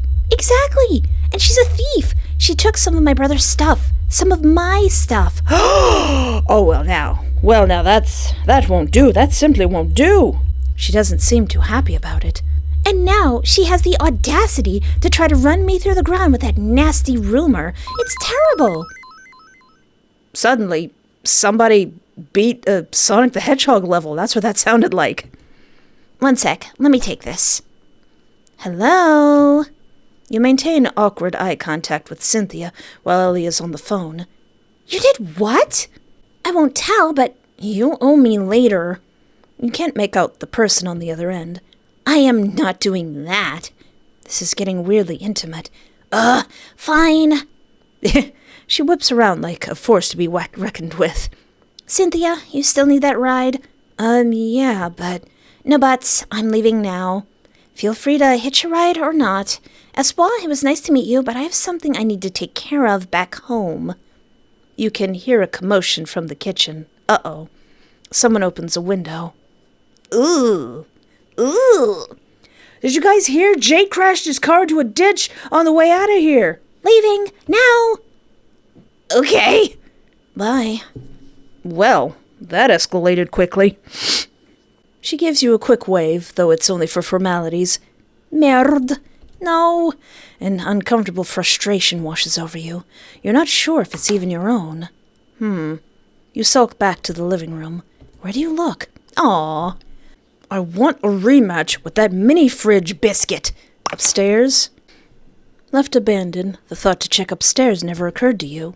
You take a few steps towards the base of the staircase, listening to see if anyone is up there.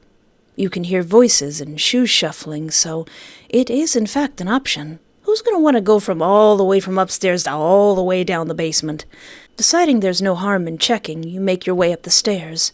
The stench of something wafts down from the upper steps, like a warning. Herby, weirdly natural, but also skunky. You hear a strange, hoarse voice. And then I told her, listen, if you don't dig the paint, get out of my car.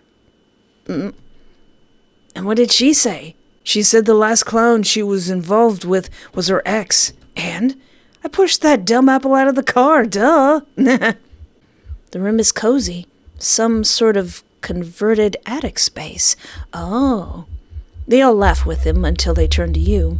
It's hard to see in the dark. You all just sitting in the dark like a bunch of dweebs? What are you, vampires? Sup? He makes eye contact with you, his head turning a little. You realize they're smoking the weed. The main one, his face is covered in clown paint. His cronies don't seem too impressed. This is going to be a challenge. Will you fraternize with the stoners? Attempt to infiltrate the rotation. I've already had that special candy. Am I going to get extra smoked up from hanging out with them? Is that going to have an effect on my stats? Also, I just noticed there's no life bar. You think your best course of action is to join them. Surely one of them could make a decent victim. Though you're not sure how to go about this. You don't have much time. They're staring at you. Decisions. Aha! You come up with a story in your mind. Your lying expertise has grown with each victim. Hello? You lost, little girl? Confidently join the rotation. Why, yes, fellow, gentlemen of the ages, I would like to partake in the rotation of the snuff. Perhaps a bit of, I got nothing. No, I was looking for you guys. I was invited here by Julio and Lauren, but they kind of bailed on me. You walked up closer, chin held high as you looked down at them. Why's that? His brows sort of raise, smirk playing on his lips. He seems intrigued by your audacity. Not sure. Bigger fish to fry, I guess? Saw them heading to the basement. Ooh, that's a good one, me. That's a good one. That's a good one. At the mention of the room alone, you feel the room grow colder. Or maybe it's just your imagination. That actually checks out. He scoots over, leaving a space for you to possibly take. Aw, these guys are cool. I like these guys. You don't skip a beat, finding a seat at his side. Last I heard they were trying to summon a demon or something. I warned them not to step into that pond, but hey, people can do what they want, right? You're surprised, though it doesn't read clear on his face. You know better than that now. Quick, you need to respond. Yeah, they invited me to help, but... The words don't seem to leave your lips. I like these guys' clown makeup. Scott quickly takes the floor. See, and you were smart. Here you are. Julio was supposed to come up here after it was a bust, but he hasn't, so maybe he's just getting some demon vagina. Demon vagina. Oh yeah, where are my manners? My mama would have whooped me by now. He half rolls his eyes. Name's Scott. What's yours? Espoir. It means hope in French. His face twitches. Ah, cute name. You decide to get to the point. You can't keep Reap waiting. What are you guys smoking? You hope it's just weed. His face shifts so seriously, eyes peering into your soul. We're smoking. Crack, crack, crack, crack, crack, crack, crack. I'm out. Sorry, guys. I barely mess with any marijuana. I had one edible, and, sorry, I'm just gonna go downstairs. I'm sorry to bother you, gentlemen. Clearly you have a thing going on here. I'm sorry to bother you. I'm just gonna leave.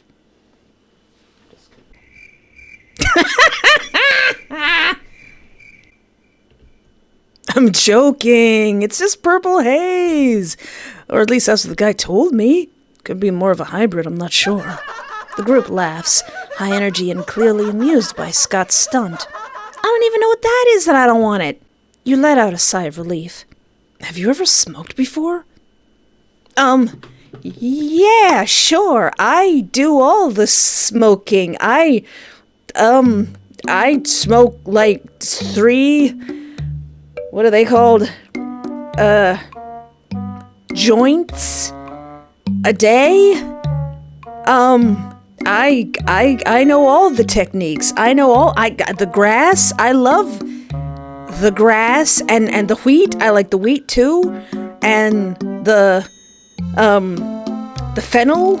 You know, I smoke the fennel. That's what the kids smoke, right? Yeah, once or twice. You eye the joint as it passes around the circle. Ew, and then the people put it in their mouth and they put it in someone else's mouth. Ew.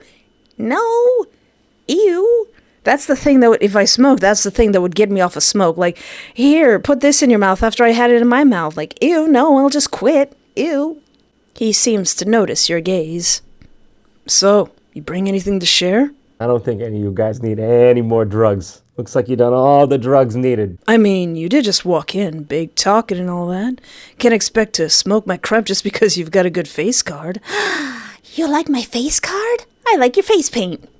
He gives you an almost testing look, curiosity clear on his face. Aw, man, I shouldn't have ate those edibles. Though it's clear the tone in the room has shifted. Dang it. Dang it! Ah! My hubris! Bail! You realize this isn't going to work out. There's no way you're getting this guy into the basement, and you're wasting time. Dang it, I'm going to have to go back and not eat those edibles. I'm sorry. I don't have anything to bring. Currently, you're as smart as a scrambled egg. Actually, I have to go. You attempt to stand. Scott is quick to grab your arm. His grip is strong, nails digging into you slightly. Hey, relax. No need to get all skittish. It's just funny how you think you can mosey on in here and treat yourself, you know? To my stuff. For free. You need to leave. Hey, are you about to be not cool? 'Cause not only do I have 30 years of pent-up rage built up, but I'm really mad about a lady in her mini fridge that I got some aggressions to take out on somebody. His cronies are practically licking their lips as they stare in anticipation. Make them chase you and run down to the basement. Some cackle, as though they're a pack of wild hyenas. What should I do about you? You're not sure what to do. Your heart is racing. I have an idea. Let's dangle him. Eh? A symphony of hoots and hollers follow after his statement. Dangle? Me?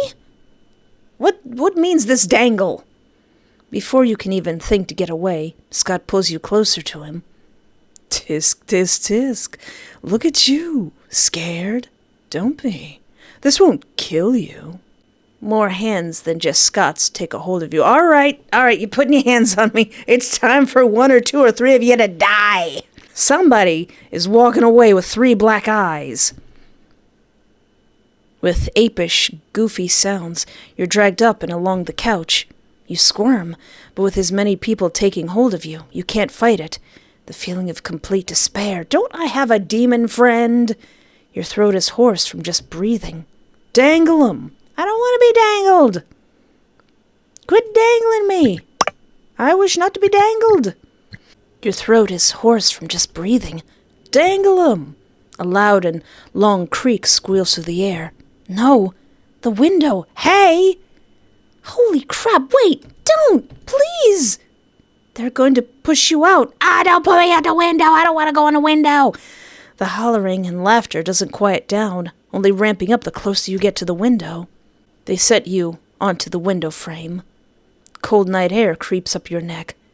Am I going to die? How good is your grip strength, guys? Help! A few crisp claps slice through the noise. Everyone hushes to a whisper. Listen, friends. You know, I don't let anyone test my gangster. His eyes meet yours. Even the pretty ones. Hey, you may think I'm pretty, but now I think you're a jerk, and I'm going to hit you in the stomach. He turns his head a little, watching you with a toying grin. You disrespected me today, Espoir. You don't mess with the paint, or try to mooch off of me with all that cooler-than-me crap. I saw the way you looked at me, at my group when you came up here. I thought of two possibilities. Either you're just new and stupid, or aware and wanting to take advantage. The first one, good sir. I won't tolerate that stuff. I run this street. You know that? Who you supposed to be, the jokers? Sure you are. He almost looks like he expects an answer, but you're too scared to speak. So, I'll give my judgment. Ladies and gents, I hereby sentence Espoir to a bad ending. To dangle. I don't want to dangle. They let go of your wrists. Ah! Your body is sent backwards, slamming against the wall of the house. A shrill and death-fearing scream pushes its way out of your throat. Ah! All you can do is scream as you stare at the grass. The backyard stares up at you, clearly caught off guard by your panic. Then they begin to laugh. Your arms sway, occasionally hitting the side of the house as you're stuck there, dangled by your ankles. You could throw up, though something more important takes precedence. You're slipping. Aw, man, am I gonna get real acquainted with the ground real fast? Hey, Scott? Yeah? I think their pants are falling down. Huh? You try your best to stay still, but... but you're slipping fast. Well, that's not good. Grab their ankle or something. Ah! Your pants slip right off. I'm going to come back as a ghost. I'm going to haunt you. But I'm just going to do little things like when you're in the shower and you're reaching for your towel and I'm going to move that towel. I'm going to like put it out in the hallway. So you're going to have to get out the tub, wet and dripping, to find your freaking towel. I'm going to hide all your pills.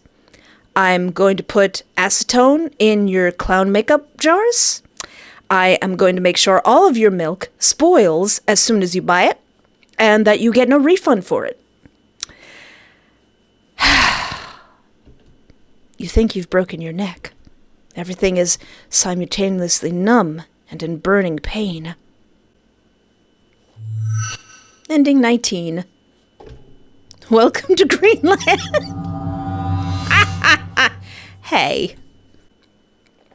Well, I was wrong. I assumed that if I have the special candy, that I would be able to give it to him, but no, the option isn't there, so gosh dang it.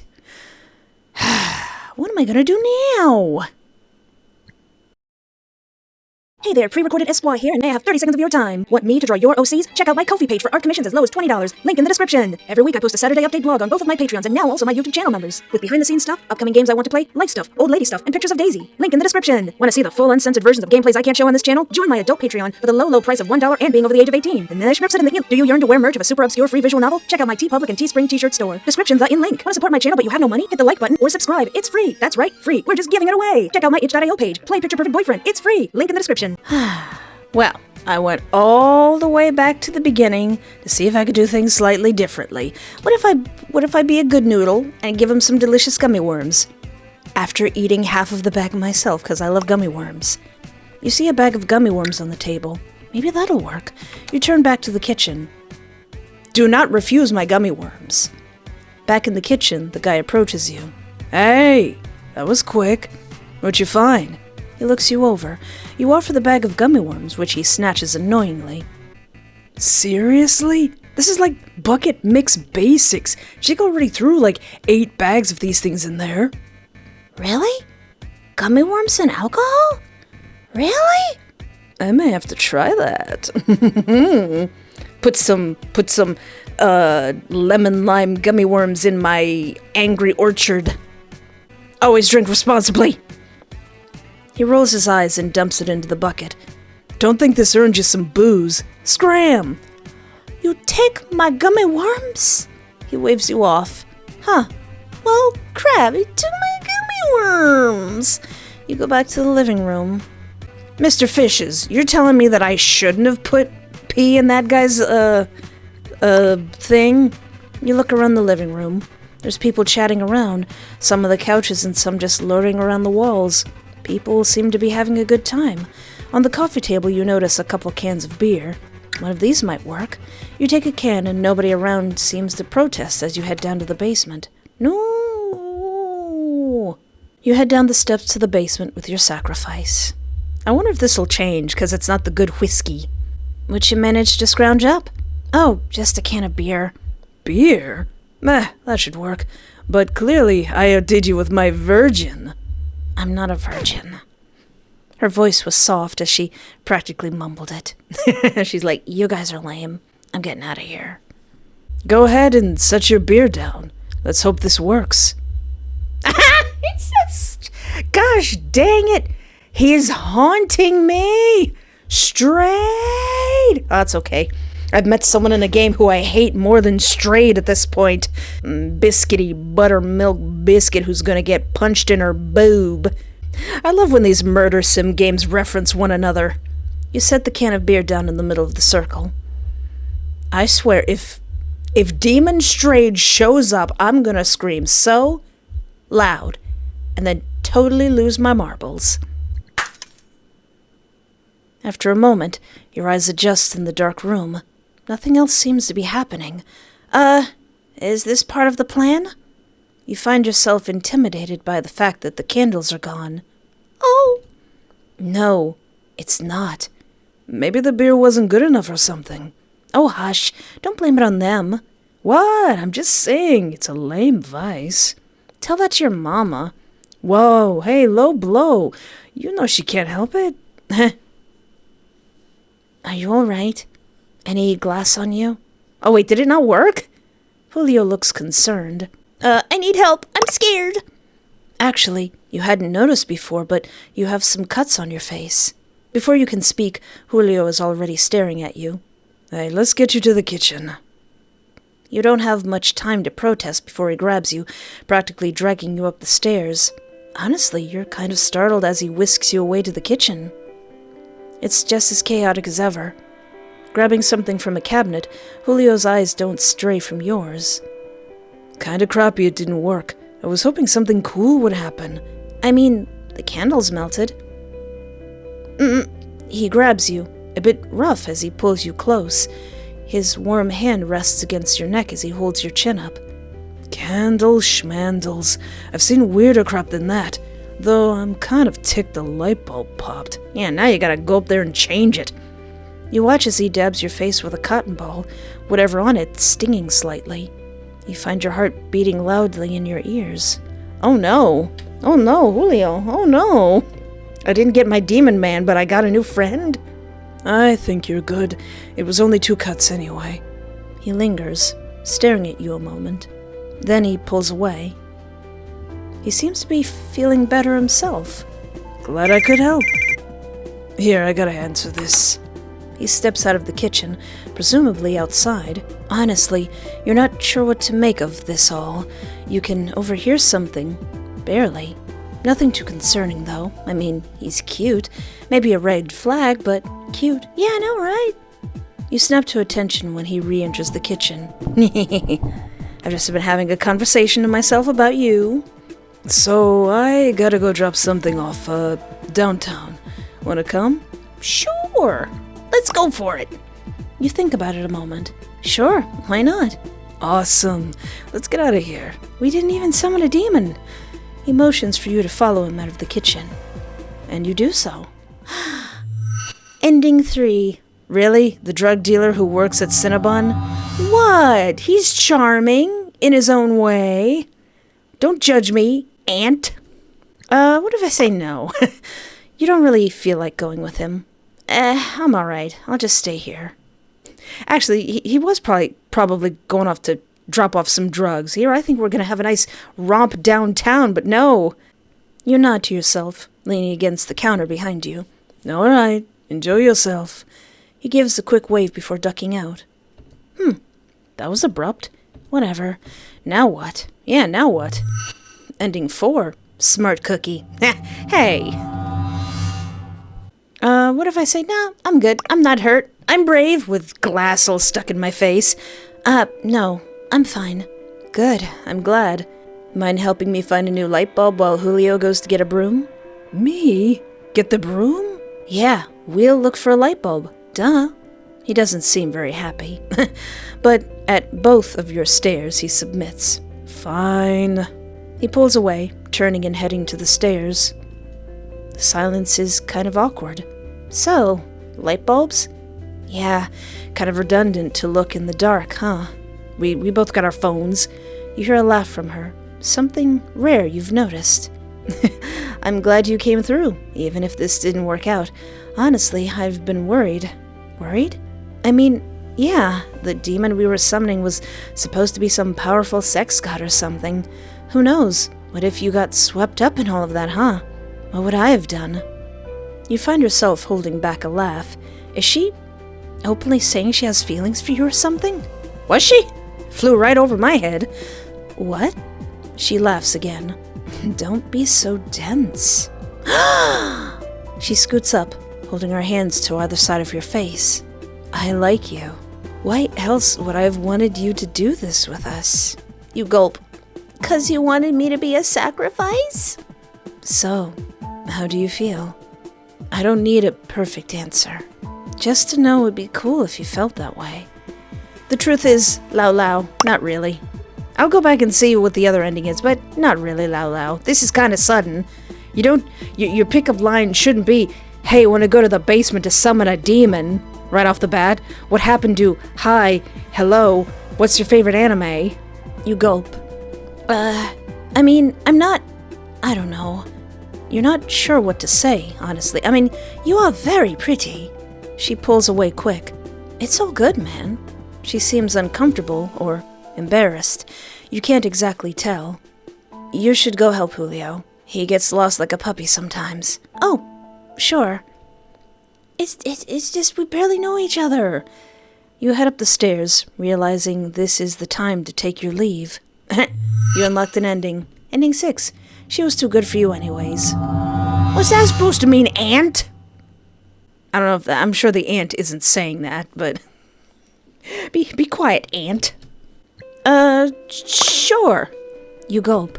I like you, Lauren. Perfect. She kisses your forehead before letting you go. She seems happier. Well, from what you can tell. This is going to be fun. Ending 5. She's too good for you. Is she, though? So, I went to choose to refuse after all those other endings, and something new happens. So I said, no, I don't want to summon a demon. This is whack. I'm a bounce. And, this happened. That's disappointing. Merde. So, Lo, what's the plan now? Not sure. Kind of a drag. The silence is loud. Quickly, you're grabbed. You guys didn't do this last time. What the fun? The motion sends you back, body clattering against the junk in the back of the basement. Guys! Listen, man, it didn't have to be this way. Flufferdoodles! It doesn't matter anyways. We needed a victim regardless. Just relax, and don't you dare think of... You let out a scream. Lauren is quick to cover your mouth, screaming. Sadly, you doubt anyone heard it over the music. Oh yeah, gosh dang it. Why are you doing this now, guys? Is this because I got other endings? I'm kinda disappointed, but we're lucky I've done this before. What do you mean you've done this before? What you gonna do with that hammer, bro? You watch as he grabs a hammer from the box next to him. I got bonked! Intro endings complete. And you're out like a light. Wait, what? What? Wait, what? Bonk? Hey! I thought we were supposed to do meme lord mode after everything else. Guys! Well, if that changed, can I talk to stupid Jack now? What up, Jackknife? Try to get some weed? May I has? You try to be as easygoing as possible. Hey man, mind sparing me a joint? We're here to tell you that drugs are for suckers. Straight up! You find yourself a little nervous. He's a big guy. For you. He may be big in size, but how big is his heart? Like he's going to have to duck to use the door. A whole joint? You realize this crap's expensive, right? From the sounds of it, he doesn't want to part with his Mary Jane. So Jack wants a beer, and then maybe he'll give me the weed. Is there any beer in the living room? You look around the living room. There's people chatting around, some on the couches and some just loitering around the walls. People seem to be having a good time. On the coffee table, you notice a couple cans of beer. Beers! One of these might work. You take a can and nobody around seems to protest as you head to the front yard. Here you go, buddy. Hey, last time he disappeared. You step into the cool air. Perfect. Here you go. You offer the beer to him. For me? He looks shocked as you offer the can to him. That's so nice, getting some fella like me a beer without even asking. He takes the beer from you. You're not sure what he's talking about. Actually, there needs to be more people like you in the world. Here, what if I pay it forward? Wait, didn't we already? He grabs something from his pocket, offering it to you. It's a single joint. Thank you, I will not be smoking this. Out of the kindness of my heart. Just so you know, I wouldn't give this just to anyone. Especially if the fluffer asked me for it. Oh, yeah. Although, if you're ever interested in buying, I have a special strain available too. No thanks. You decide to play along, taking it. Despite his kindness, you need to get away from this guy. Yeah, I wouldn't want to end up as fertilizer. Yeah, I'm good for now. You don't need anything considered special. Have a good night. You too, man. Thank you again for the beer. You're welcome. You leave to the sound of him cracking open the beer. All right. I'll see you later, Jack. Back in the house, you decide to head down to the basement with your prize. Yeah, this is exactly what I wanted. What you managed to scrounge up? Oh, I got a joint. A joint? Man, that's a really fat one. But clearly I outdid you. With my virgin. Look, if I have to tell you I'm not a virgin one more time, I swear I'm going to punch you in the stomach. That seems like an awful thing to summon a demon with. Like, the demon's like, really? Really? A piece of paper with some herbs in it? I'm a freaking demon! You place the joint down in the middle of the circle. Oh, the light bulb above breaks. And I got glass shards in my face. Everyone stops chanting. What the fun? Holy merde.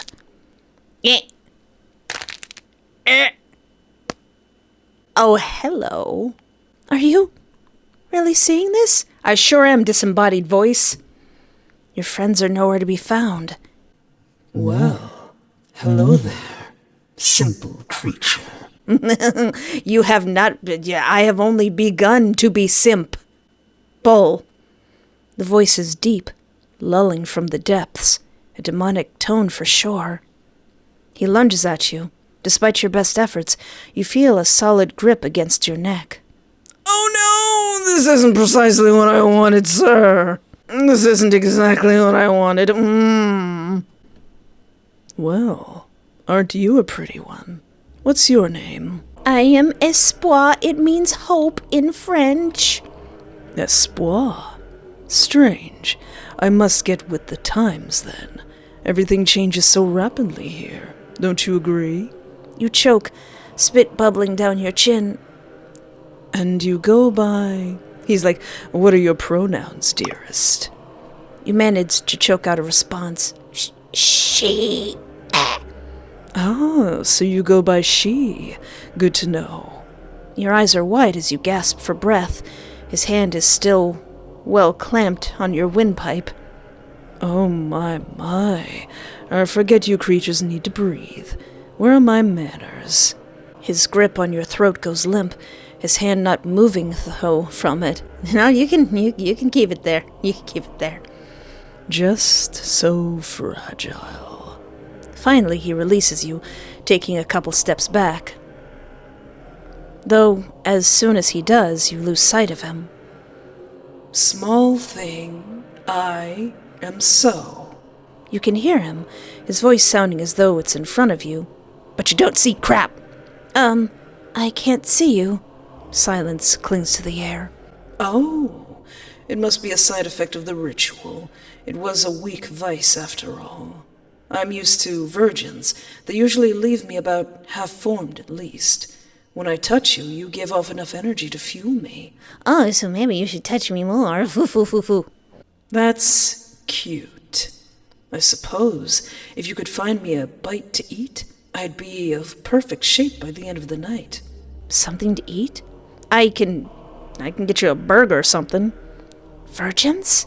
I wish, but given the situation upstairs, I doubt you have a bus of nuns available.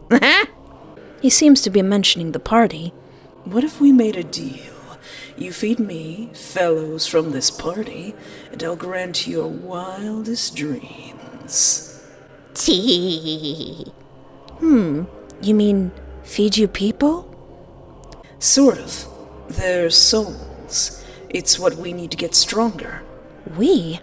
Yes, you and I. So and espoir.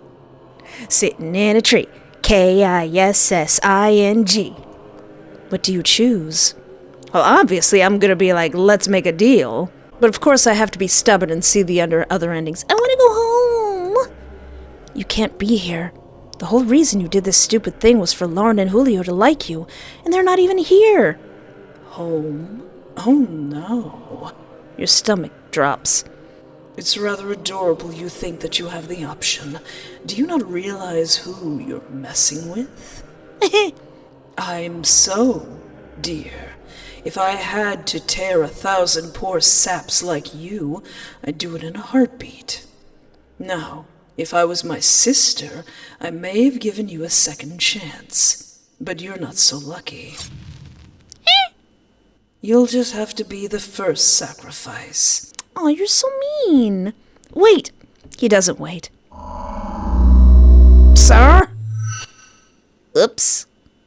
Cool. Choices are a luxury. No deal. I lied. Honestly, you don't want to be responsible for the deaths of people here. You find yourself struggling with your words as you stare into the air, wondering where exactly he is. Is he in front of you? Close or far? Do we have a deal? You freeze, the voice a soft whisper in your ear. He must be just to your left. I don't know. I just feel... I see. You know, I shouldn't have expected you to be willing. The unexpected never are. Wait! Don't worry. I can smell it. You'll make a perfect meal. Enjoy your last breath, love. You feel a force against your throat, slamming your head into the back of the wall. Ow. I'm sure you'll be delicious. Aw, man. Well, that's alright. I wanted to unlock an ending. At least you're not a skin rug. Why would I become a skin rug? Who's gonna turn me into a skin rug? Deal or no deal? Deal. You and I? Yes. He sounds a bit cocky, so you're unsure of yourself. It's as if he's overeager. How about this? I'll even bring your little friends back. Lauren and Julio, right?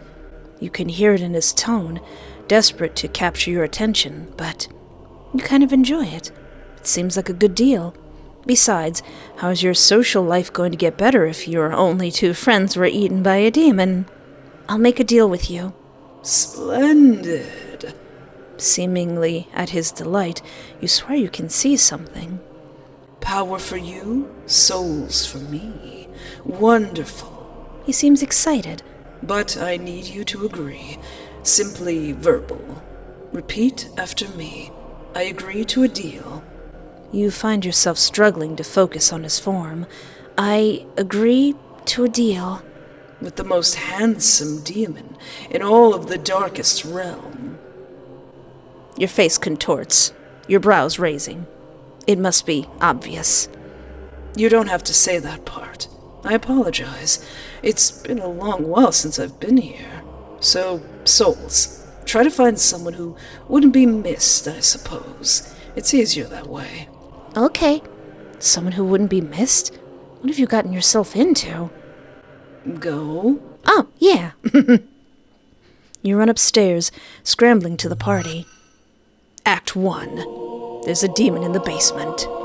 All right, let's be a little bit more forceful. I'm not playing around with you chumps anymore. Can I get that lady from the backyard? You enter the backyard, the air warmer than inside. There's a large pergola to your left, a table with soda and snacks to your right. You scan the crowd. Do any of these people seem vulnerable? Oh, where's Eggs? Is Eggs okay? I don't want to sacrifice Eggs. Oh yeah, this girl. Hey, there's a demon down there. That last demon was an 11. This one is a 25. Ella. What a treat. A lost soul wandering here. So's voice is familiar to you, calling out to your sacrifice in the dark. She seems frozen in fear. Or frozen in lust. Wait, what? Take me. And then me next. Me next. Me next. Okay, maybe not. But still, I hope you gave her a good time. You can actually see something. Well, aren't you something? You've proven yourself quite useful, Espoir. I'm extremely proud. My new demon boyfriend is proud of me. You can definitely see more of his form now. She was just the perfect treat. Not too brash, sort of lost, willing to do anything. I haven't had a woman so eager since... He trails off. You're still grappling with the fact that you sent someone to the slaughter. She was delicious. He sounds hungry. I'll go get you some McDonald's. Actually, no, not McDonald's. I'll get you some Denny's. Part of you just wants to understand what you just saw. He ate her, right? Right in front of you? Your gut is more reminiscent of a bowling ball, guilt festering within you. What happened to her? So, on the other hand, seems somewhat impatient by your question. I consumed her both physically and spiritually. Her soul will be with mine forever. You gulp, a bit nervous to ask your next question. So, she's dead? Why isn't he answering? Of course not. Well, not in the way you humans think about it anyways. She's just not here. So sounds pretty chipper, although it comes off as more unnerving. The party is still very much alive up there, isn't it? Seems like he's changed the subject. I need 2 more souls. Then we should be set. 2 more? In the last one, I didn't even get to 3. I was like, man, it sure is hard to sacrifice people to the demon in your basement. You have to lure 2 more people down here? Part of you is wary about the whole thing, but you push those feelings deep down within yourself. All right, just 2 more. I'm surprised after the second one they don't just devour you, 'cause you know they're flippin' demons. It's as if you're giving yourself a crappy pep talk. It's not murder if you're just bringing them down here, right? It totally is. I'll go get another then. Good. And if you could find me someone like her again, we'll be making history, my dear. There's a hint of kindness to his tone. See you soon, my dear. You keep talking like that, so I'm gonna wrap myself up in a ribbon for you. You find yourself nervously making your way up the basement stairs. It wasn't that hard to get someone down into the basement. Surely you can do it again. Haha. Act 2. Electric Boogaloo. That's how I know the person who made this game is my age. Eggs! Good boy, eggs! Don't want to sacrifice eggs! But I do want to know... What will he... I have a feeling that he's gonna see right through me if I say, I left something in the basement. I was just in the basement, and I think I left... Wait, what did you leave down there? My sanity? My dignity? Succumb? Succumb to what? And when I succumbed, I just told him the flat-out truth. Could eggs also be a demon? My phone, 'cause, you know, everybody leaves their phone. I left my phone in the basement. Wanna come with? You try to be confident, but it isn't all that simple. Sure. No eggs! No, don't come with me, eggs! I guess this was quite simple. You scared or something? No. You speak quicker than intended, catching yourself. Just thought I could use some company, that's all. With an unnecessary delight, you guide Eggs along towards the basement. You both enter the living room, Eggs keeping close behind. I've never been here before, so I'll just follow you. He admits this, and you both enter through the basement door. This was a lot easier than you thought. Eggs, I'm so sorry! You're both dead silent as you walk down the stairs. Eggs grabs your shoulder. Ah! Smells in here. Like... hello? In the dark, Eggs' smooth-talking demeanor is sort of shattered. He doesn't seem alert, sure, but more dismissed. Who's here? With you, Espoir?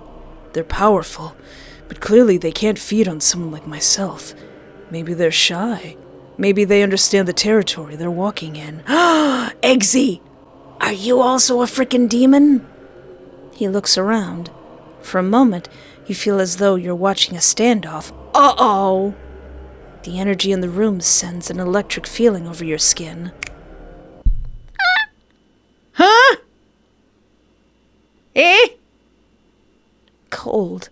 You're cold. Ah, shucks. Your body feels incredibly heavy, limbs stiff like stones as you attempt to feel your surroundings. Despite your best efforts, you don't exactly move. All you can tell is that you're on the ground, presumably the basement floor. Having fun meddling in something you shouldn't? His tone is steady, the word shouldn't sharp on his tongue. Open your eyes? Play dumb and keep them shut. You decide to keep your eyes shut. Instead, you listen carefully. Wasn't aware I was crashing two different parties. My apologies. A sound apology.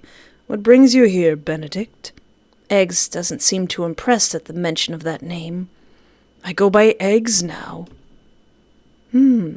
So Earth has infected you, hasn't it? The words slur and swirl in your head, and for a moment you swear that you are zoning out. Everything feels off. Time, your body, anything that makes you feel real.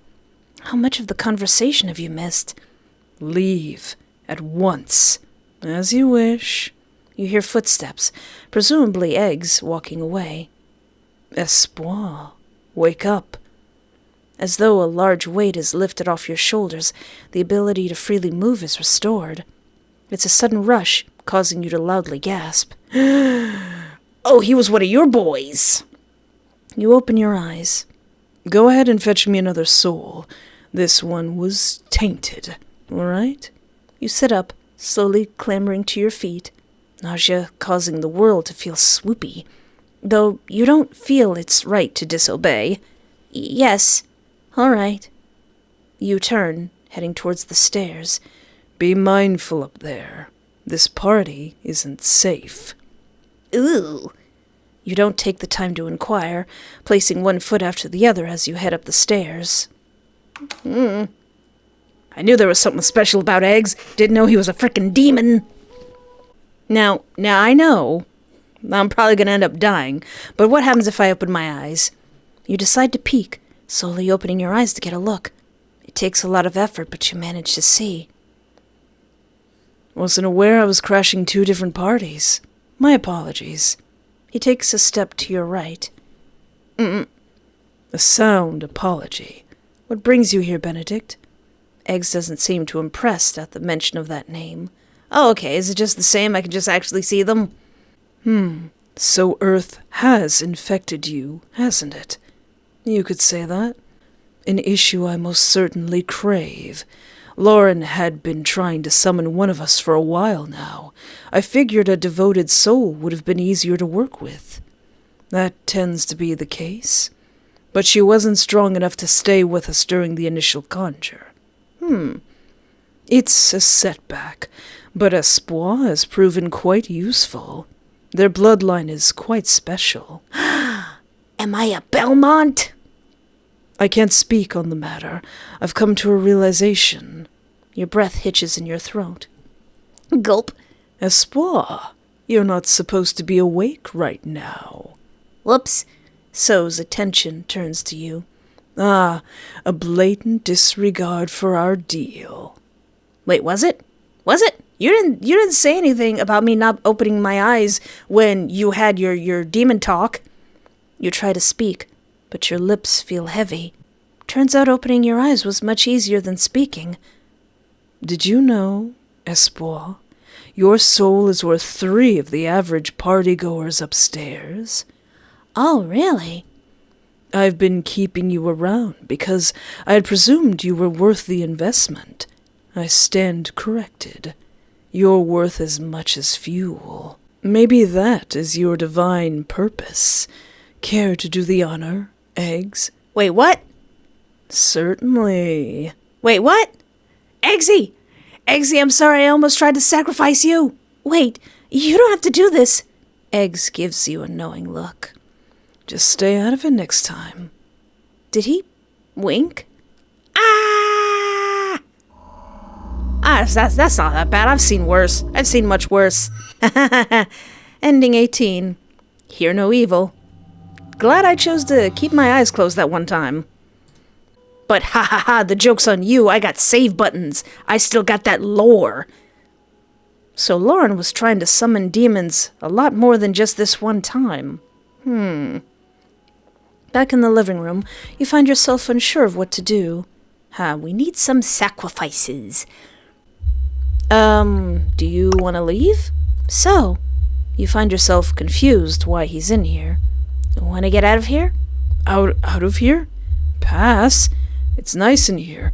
Not only that, I get to appreciate the tools in that cabinet over there. You glance over at the large cabinet to your left. It must have been what he was looking through when you entered. What you doing in here? Come on, you can be a little brave, right? Brave? How could I be brave when she's out there? She? There's a mini fridge outside, and I put a case of energy drinks in there. When I finally mustered up the courage to go get one, this girl and her friends were standing next to it. I couldn't even move. She was in the way, and I didn't want to seem like a creep trying to talk to her. Let alone when I try to talk to women, usually something goes terribly wrong.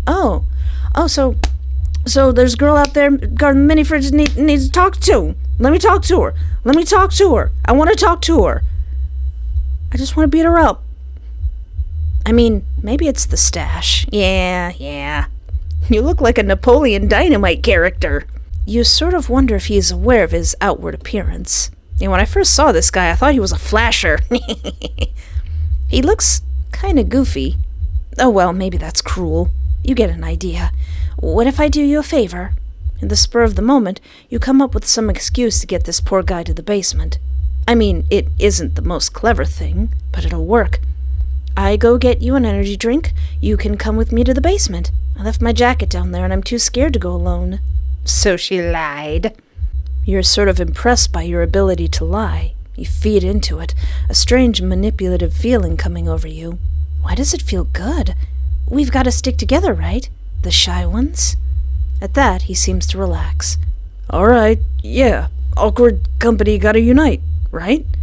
The mini fridge is just in the backyard. And be careful. There's a lot of people back there. Call an ambulance, but not for me! So, giving up didn't do anything. Trying to open the fridge didn't do anything, although I should have bopped her. Try to convince her. You muster up some courage to follow her instead. Hey, wait! What Dog. She looks at you like you're crazy. Not only that, you can tell the term dog is derogatory. Hey, dogs are good boys. I really need to get a drink out of that fridge. Fine, you're a stubborn mutt. How about this? I'm looking for someone to give me a ride home in a few. If you can promise me that, I'll let you get a drink from that fridge. Can you get her a ride home? I can send you down to the basement. Sure. You realize you could probably pawn this off to someone else if you didn't want to drive her home. Chad comes to mind. Yeah, I can get you a ride home. You realize you don't even know her name. Oh, I'm Miss Blah, by the way. Your name's gonna be Dead Meat. Samara. Oh, that's Samara? Oh my gosh. Ellie, you're friends with that? She walks over to, why does she have a hand in the mini fridge? Oh my god, Ellie said she was crazy. She walks over to the mini fridge, opening it only slightly before sticking her arm into it. It's strange the way she keeps the door only slightly ajar, as if she's purposely trying to make sure you can't see inside. Then she offers a can to you. Embalming fluid, a popular energy drink around here. That's the drink that Jack gives you in the game, Lover's Trophy. Embalming fluid. Chad should be happy with this. Here, now come back in 10. I'll need that ride soon. This biscuit Ellie is about to get her teeth kicked in, and I'll need a getaway. Why do you have a hand in there? More importantly, why are you keeping it cold? With that, she walks away towards a group of women. Hey, Biscuit! Think I was done with your skank booty cheeks? Let's talk about Jake. Ugh. You decide to leave before things get messy. With your drink in hand, you head to the garage. Here you go, buddy old pal. We need to get out of here. At the sight of the can, Chad's face lights up. Hey, how'd you manage that? He reaches over, taking the can from you with excitement. Now he owes you a favor. What might that favor be? Leave all of this and give Samara the ride? Why is this red? This is a tough one. Now, I could feed my boo, or I could continue the Samara, oh wait, I give her the ride? Ew. Do I have a ride? Oh, maybe I'll get to beat her up. Leave all of this and give Samara the ride. You realize that you don't need anything from Chad anyways. I'm gonna go home, get some rest and stuff, and... Wait, what about the drink? Oh, well, scrambling you managed to spit out something close to English. It's just me being nice, don't worry about it. Well, thank you. Hey, you're gonna owe me later on. Honestly, he seems really happy. You try not to make your exit seem as forced as it is. I'll be seeing you, Chad. Oh, okay. Have a good night. Thanks for the drink again. You give a nod, leaving out the side of the garage. You walk to your car, quick strides and frazzled nerves. Hey, Samara, I left something in the basement. We should totally go get it. You're not afraid of Samara. You're scared of him. No, I'm more scared of Samara. Though this is different. You feel safer at the idea of leaving alone. The air feels nice. It makes it clear how much the basement smells of sulfur. You lean against your car, a couple of minutes passing before she shows up. Hurry, I need you to drive! She doesn't bother even looking at you or saying hello, just assuming the car you're leaning against is yours as she hops into the passenger seat. You enter your side, turning on the engine quickly. She's getting away, you fluffing hoe! What was that? She threw a shoe? Or was that a cup? A girl screams, chucking a plastic cup at your car. You peel out of the driveway, tires squelching on the gravel as you drive off. Should I ask what that was all about? You try to be witty, but Samara's too busy sticking her body out of the passenger window. Go choke on your stepbrother's chode! You know who you are! I still hate her. You hear her spit and watch as she flips the bird before slumping back down into her seat. Hey, we should totally go back and go in the basement. For a moment, Samara looks almost calm. You find yourself losing track of time as you stare at her. What are you looking at? She snaps. eyes practically shooting daggers at you. Me? Oh, nothing. You snap your head forward, staring at the road like your life depends on it. Where am I Before you can finish, she interrupts you. Take a left up here. My house isn't too far off. You stay quiet as you take the left. What happened? You're curious about what happened. Whomever it was, they didn't seem too happy. So what happened back there? She flashes you a look. What, lady? But it fades off as she looks out the window. She looks almost happy. Well, this girl I sort of know shows up. Her name is Ellie. She knew I was going to be there, which makes it apparent she showed up just to make a scene, or seem better than me or some crap. Like, I warned her and everything. She made me look like a joke. She pauses, letting out a sigh. So, I wasn't letting that dumb biscuit take my gangster. Can't touch a gangster. Is that a thing? Not after what happened with Jake. She wasn't even allowed at the party. At least I told Julio that. If I find out he invited her, I'm going to cut off his balls. Your face turns a little pale, remembering where Julio is right now. You can't remember if he's alive or not, but you remember the sight of his body in the basement.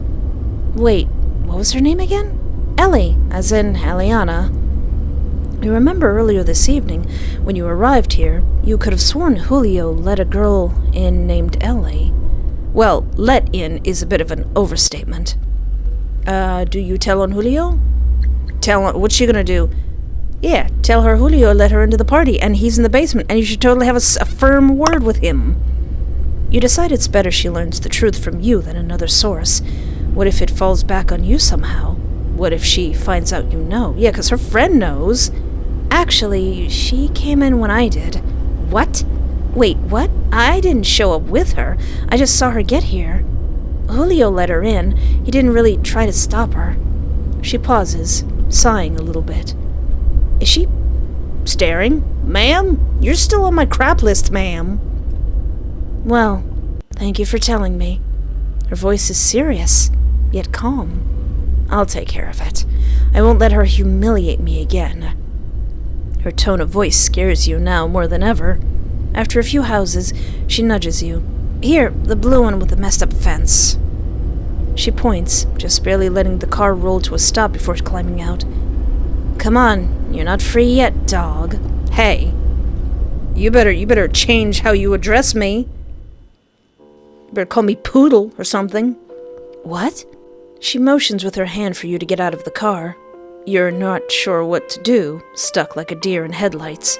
I mean, when a pretty girl says jump, you say how high, right? No, I don't care. I don't care if Ginichimaru rolled up to me and told me to jump. I'd be like, you better put a please on that, Mr. Ichimaru. You don't bother giving it a second thought, hopping out of the car and following her up the driveway. You know, I like you, even if you're a mutt. Why you call me mutt?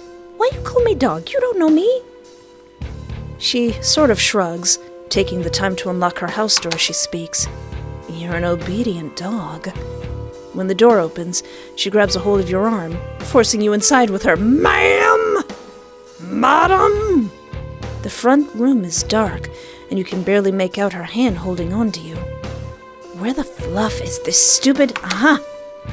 It looks like a normal living room. Sit. She lets go of your arm, instead pointing to her couch. You don't even bother to debate not listening. Ma'am, wait a minute. I see that chain and thing over there. I see that collar, ma'am. Oh, no. Walking over to the couch, the quality confuses you. This place is nice, well kept, and she's her. You're too focused on your train of thought to notice the sound of the door locking. Wait a minute. Oh, no, ma'am! What's that you got in your hand, ma'am? Oh, no. What, did you think I was letting you leave? There's a strange wand in her hand, and you're unsure what it's for. Her voice is a little smug, the leash swinging in her grip as she walks up. You know what they say. It's hard to teach an old dog new tricks. I had to put down my last one.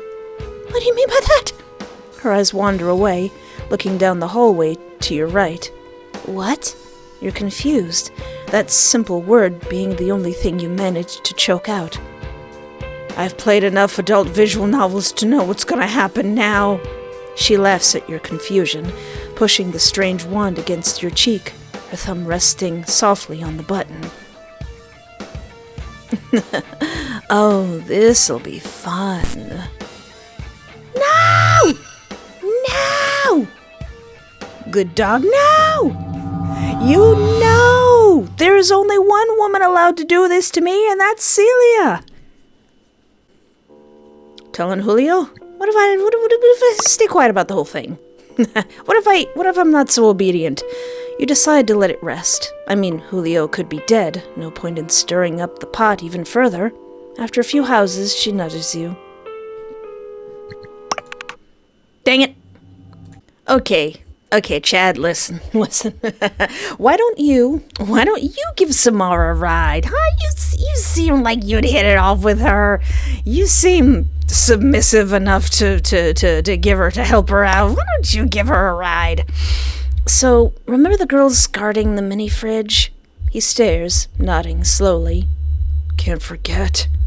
Is this a bad idea? This guy hasn't been near many girls in his life. Well, in order to get your drink, I had to make a deal. You're going to drive her home.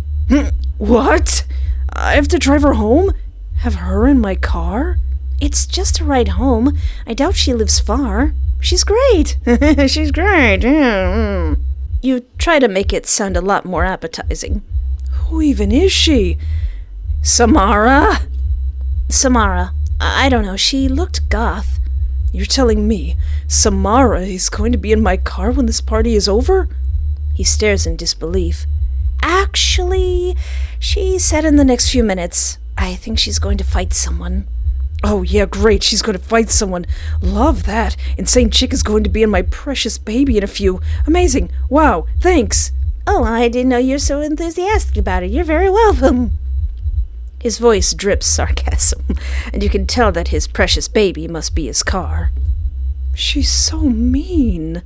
I know, right? I just want to punch her. And pretty. I know, right? I just want to punch her.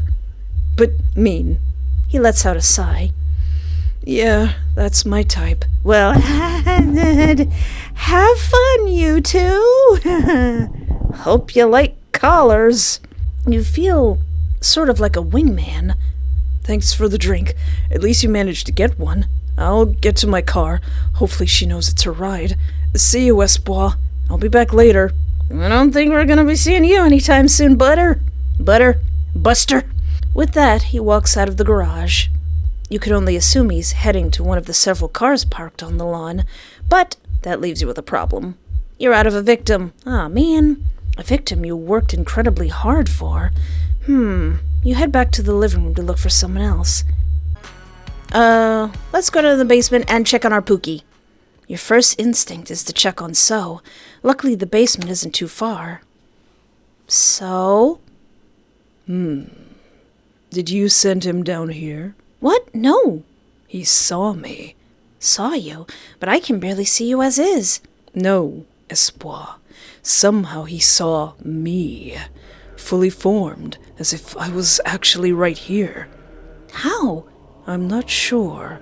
He was under some sort of influence. Oh. Wait. Don't worry your pretty little head about it, Espoir. Just go back to searching, okay? Oh. So do we gotta be all doped up to see him? His sudden change of topic has you nervous. What's going on, Pookie? You decide to dig into it. What's wrong? You can tell he's hiding something. But what? You're not sure. I told you not to worry, my dear. He doesn't seem too upset by your inquiry. Just go find me a sacrifice, okay? He just seems to ignore it instead. Pookie! The idea of pushing it further seems dangerous. Something deep within compels you to get going. You're not sure why, but you drop the topic completely. Oh, all right. Okay, so now that we know a little bit about the story, he's friends with Ellie and Samara somehow. Ugh. What if we don't send him to the, slaughter? You decide this guy shouldn't be sacrificed. Sure, it makes your life harder, but he's clearly not doing anything wrong. Oh, yeah, I think I saw her in the backyard. The backyard? Man, I gotta get back there before she kills Ellie. Or Sam. You watch as he brushes past you, heading towards the hall. Wait, thank you, again! No sweat. He then disappears, heading the completely wrong direction. You're sure he'll figure it out on his own. Well, now you're crap out of luck. Go back downstairs? You find yourself stumbling down the creaky basement stairs. You're afraid. Part of you wonders why you're even bothering to come back. It's like facing death head-on. Look, Pookie. His voice calls out in the darkness, something you've become familiar with. The darkness, or his voice, you're not sure. Tisk, tisk. You know, I thought I could trust you, Espoir. Disappointment melts from his tone, a tense shiver running along your body. Do you think I'm stupid? You gulp, stammering as you attempt to find words. I'm too sweet. I grew up as a people pleaser. This is difficult. No, I don't. Silence. Your mouth slams shut, teeth clanking against each other with a vicious snap. It's as though your mouth was shut for you. Let's make this clear, Espoir. You feel something warm, several pads of fingers pushing your jaw shut tight. They only get hotter with every word. You live because I allow it. We made a deal, which has made you my little problem until I'm fully fed. Don't think you can just get out of that. Luckily, I hold the power here. You try to open your mouth, but whatever is holding it shut has a crushing grip. Your skin feels as though it's on fire, the heat eating through your flesh, along your upper lip and under your jaw. Oh, boo-hoo. Listen to me. Focus on my words. You try, but you're more focused on the refreshing feeling of something liquid running along your lips. It takes only a second to realize it's your own blood. Several deep-end burns, oozing blood and only getting hotter. You scream, but it has no room to escape your mouth. You're going to die, and I'm going to enjoy watching you suffer. This right here? Your eyes are going blurry. This is what I'm made for. Your jaw finally breaks under the pressure, your teeth smashing against one another and becoming fragments in your mouth. Ow! You can't even think, but you know it's over. You didn't need to do all that. Ending 12. Bring me what I desire, and your life will be spared. You didn't need to do all that. Oh, all right. What if I go home? What if I just go home? Go home? So wouldn't like that. You stare at the door. What's he gonna do? The lure of freedom is tempting. Maybe. No. What do you mean, no? Go home. Oh, all right. Looks like I'm stuck in this route. This is a dead end. Sorry, Trey. You gotta look at the basement. Gotta send you to the basement. The room smells sickly and damp, like rotting leaves. Espoir? What's going on? Where's Lauren? She's in that circle right there. Trey. Should have been focusing on your own problems, I'm sorry. Sorry. Holy cow! Delicious. I'm sorry, Trey. Interesting. You blink a few times, unsure if it's over. This is different from last time. A strange feeling washes over you, the same feeling you'd get standing over a cliff. Ugh. Your eyes adjust. Finally, you pay attention to what's in front of you. Ah, yes. This feels somewhat appropriate. Now, if the female version was already hot, this is right up my alley.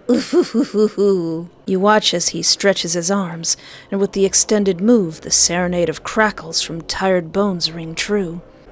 Espoir, are you all right? I can sense something off about you.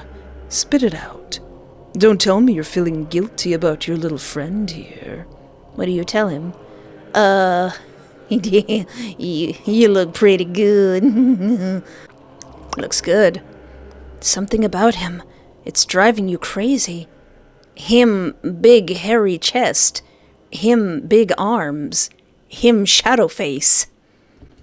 You find yourself squirming, a heat growing within your gut, something not completely unfamiliar, but rare. It's an attraction, a strong one you've never felt before. You've seen him basically nude before, but what is it about this specific time? You feel devoted to him. Before you realize what you're saying, words spill from your lips. You look so breathtaking. You look like something that should be squeezed and smooched. It's sudden, but you know you mean it. The air in the room shifts, suddenly feeling colder. Breathtaking. You swear that you almost hear him chuckle. What a treat. You're a precious one, Espoir. His rough hands take hold of you, pushing you to the floor. 6.5 hours later. This is it.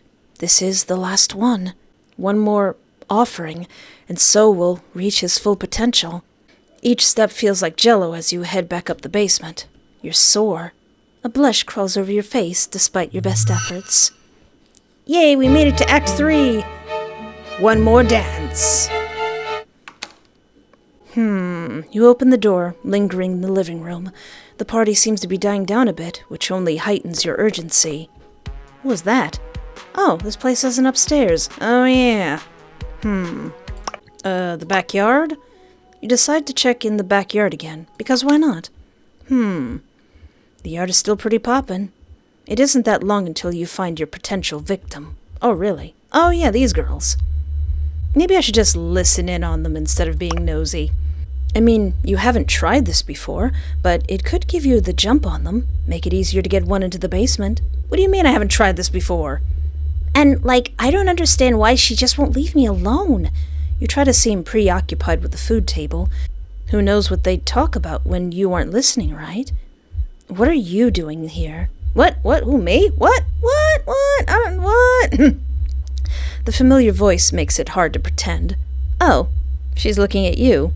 Oh, end up finding a real-life virgin? Her tone is cold, plain, and just as uninterested as before. You recognize her. Fluff, and she recognizes me. Have we met Samara? Unfortunately. How could you forget? Blonde, scary-looking. Yeah, I've met her.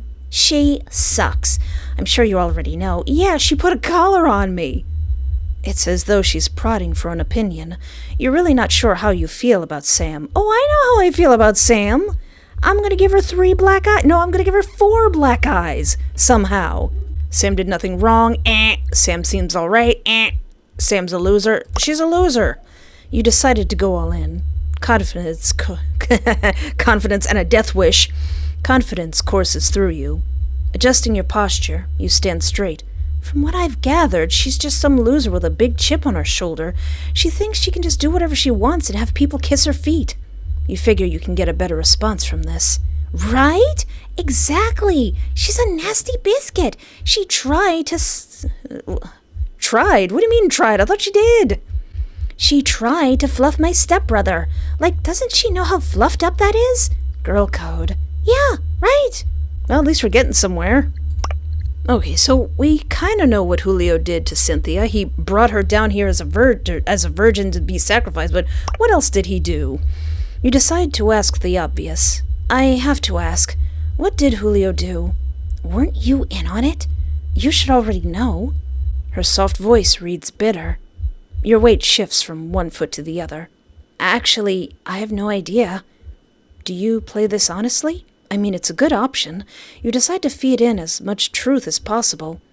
All I was told was to get something my mom wouldn't want to find under my bed. I didn't know what Julio was getting up to when you showed up.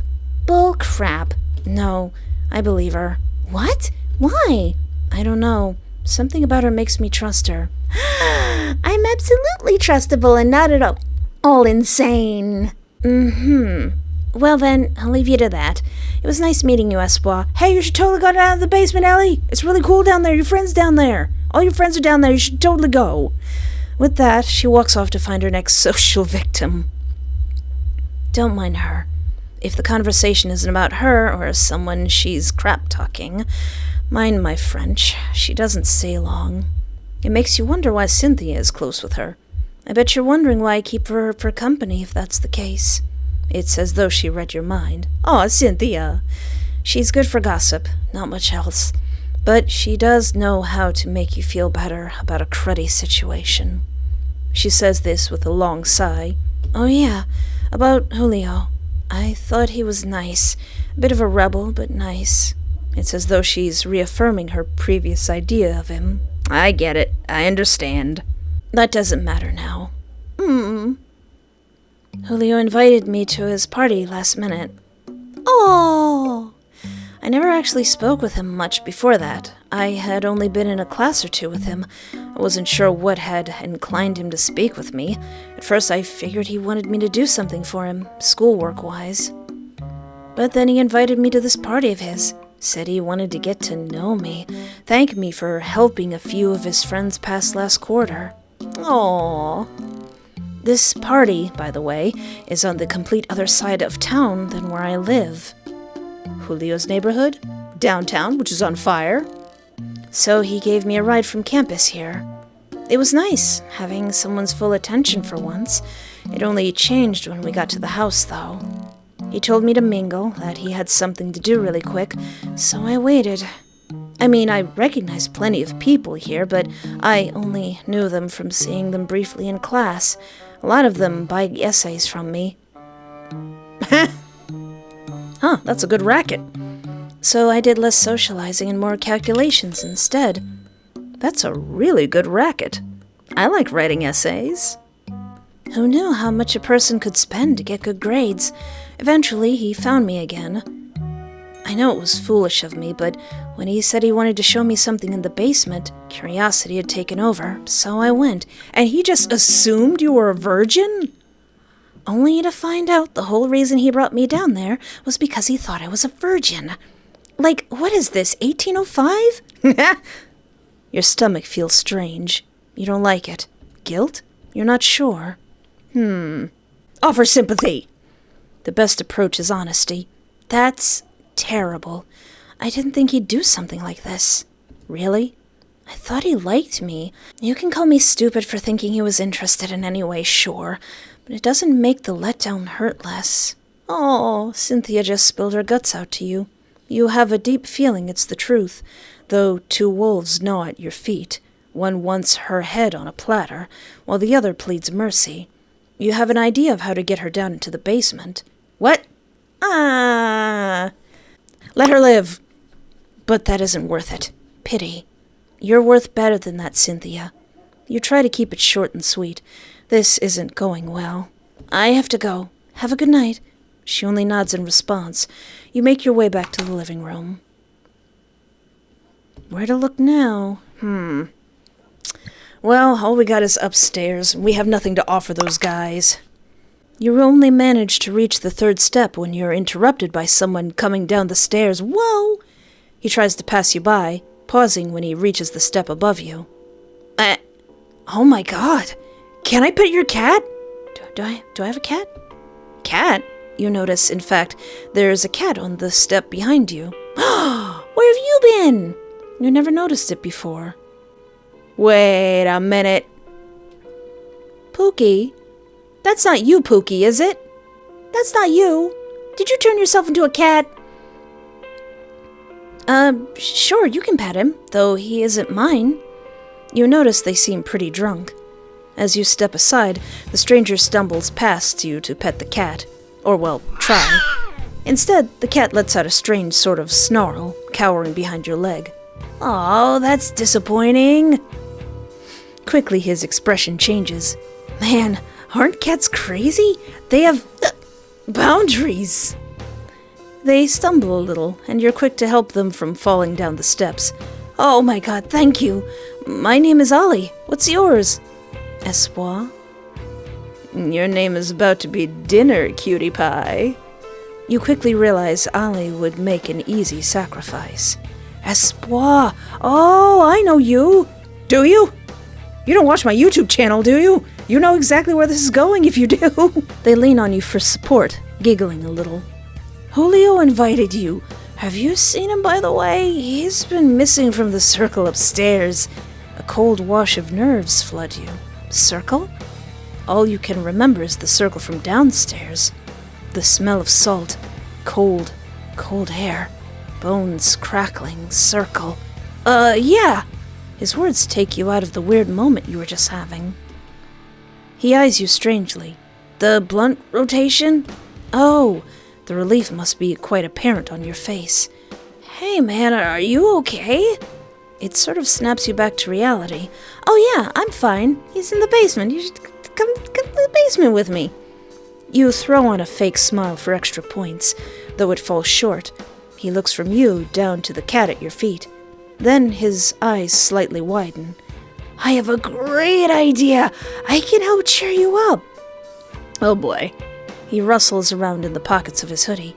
I'm trusting you because that cat really likes you. And if that isn't your cat, it must like you for a good reason. Here, take this. It always makes me chill out. You look at it strangely. Only the homies got these. And I figure since Julio invited you and all. Sure. Little kids doing drugs, it turns my stomach. Give me the candy. You know what? Sure. You pluck the candy from his hand. Thanks. You stick the candy into your pocket for safekeeping. For a minute, I thought that said you stick it in your mouth. Like, no. I promise, it'll be worth your while. He sort of giggles, looking at you inquisitively. Oh my god! He straightens himself up. I remembered why I was coming down here. You sort of stare, watching him steady himself. I have to pee! Get going. There's a bathroom in the basement. Hey, there's a bathroom in the basement, Pookie. He pushes past you carefully. Wait, this is your chance. There's a bathroom in the basement. You know, I'm pretty sure Julio has more cats than this one. You look down at the cat, whom is still contently hugging your ankle. This seems to stop Otis in his tracks. Really? He looks up at you excitedly, eyes big and filled with wonder. Have you seen them? What are their names? You trot down the steps to meet him at the last stair. Lying has become easy for you. Down in the basement. It's practically a cat condo. I just didn't remember seeing this one in particular. You motion to the cat, which seems hot on your heels. That's not good.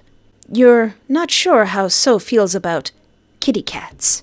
Let me join you then. I can pee another time. Bladder infection, here I come. Ain't precious. He turns his back to you, heading towards the basement. You follow, surprised at how easy that was. Hey, and all I had to do was not kill poor Cynthia. You can almost taste your freedom. The basement smells terrible. Ugh. I know that's rather blunt, but wow, it's stinky down here. Sweet as sugar. Huh? I'm sorry. But my Pookie demon needs his fix. Reminds me of sugarcane. Exactly what I needed. Finale! Yay! Life or death? Huh. I have the strangest feeling that I should save my game. We made it! Your eyes struggle to adjust in the dark. Everything smells so sweet. Like eggs. Eggs? No, not the food. The person. Eggs? He smelled almost exactly like this. It's almost a struggle to breathe. You palm the cold basement wall, attempting to feel around. This is taking too long. So... Pookums? Finally, Espoir. He's real now. He's a real boy. No strange sludge or goo. A face. A person. Gaze upon me, darling. Oh, I'm gazing. I'm gazing. A face like this hasn't grazed Earth in nearly 40 years. You can't even find the words. Except for humana, humana, humana, humana, humana. Your head just slowly nods back and forth. Not so chatty now, are we? I understand. This must be so overwhelming for you, my love. I can fix that. We made a deal, correct? You've already fulfilled half of that deal. Everything you could ever ask for, right? We're going to have to take a rain check on that. Your stomach drops. What? Yes, I know. Everything you could ever want and more. It seems nice and all, but rather unachievable, don't you think? Well, I mean, I'll ask within reason. I'm surprised you didn't think about it more in depth. No need to fret, dear Espoir. I have a better plan. But we had a deal. Ah, yes, a deal. Such a shame it was only verbal, am I correct? Without you sacrificing some blood, a deal with a demon means practically nothing. I wasted a good blunt on you. Which means you're mine. Okay. All mine. And I can do with you what I please, such as... Before you have the chance to act, you're flung against the wall. Sir! Held there, against your will, so approaches. Tisk, tisk, tisk. You manage to choke out a few words. Let me go! Or not. It depends on where this is going. Go? No, I find you a bit too amusing to do that. Trust me, you'll feel a whole lot better when I'm done with you. Done with what? Just a pinch. He bit me! The fluffer bit me! You cry out in pain. His razor-sharp teeth sink into your neck, his rough hands clutching your frozen body. Burning hot pain. Your neck is on fire. There. Can you feel it, Espoir? The heat within. Did you just bite me like a vampire and now I'm gonna become a demon? You could describe the feeling suffocating your neck as heat, sure. Although you describe it more as a white-hot pain. Uh-oh. A gurgling sound erupts from your throat. Your limbs twitch and coil uncontrollably. What did you do? Whatever was holding you against the wall gives way. You fall, crumpling onto the floor. Ow! Rude! Your whole body feels warm and strange and somewhat tingly. Everything is serene. I'm keeping you, Espoir, forever, whether you like it or not. You'll make an amazing little plaything, my personal treasure. I suppose if we're getting out of here, I should change. This is more appropriate, correct? Huh? Mm-hmm. Good. You don't dare to question him. After all, who would you be without him? You're not sure what that bite did, but this all seems much more agreeable now. Hot. Everything is going to be okay. Now, let's make them all pay, shall we? Huh? What? Ending 28. Together forever. Oh. I like that ending. That was a nice ending. How many endings are there? I think there's a lot. Wowzers. Whew.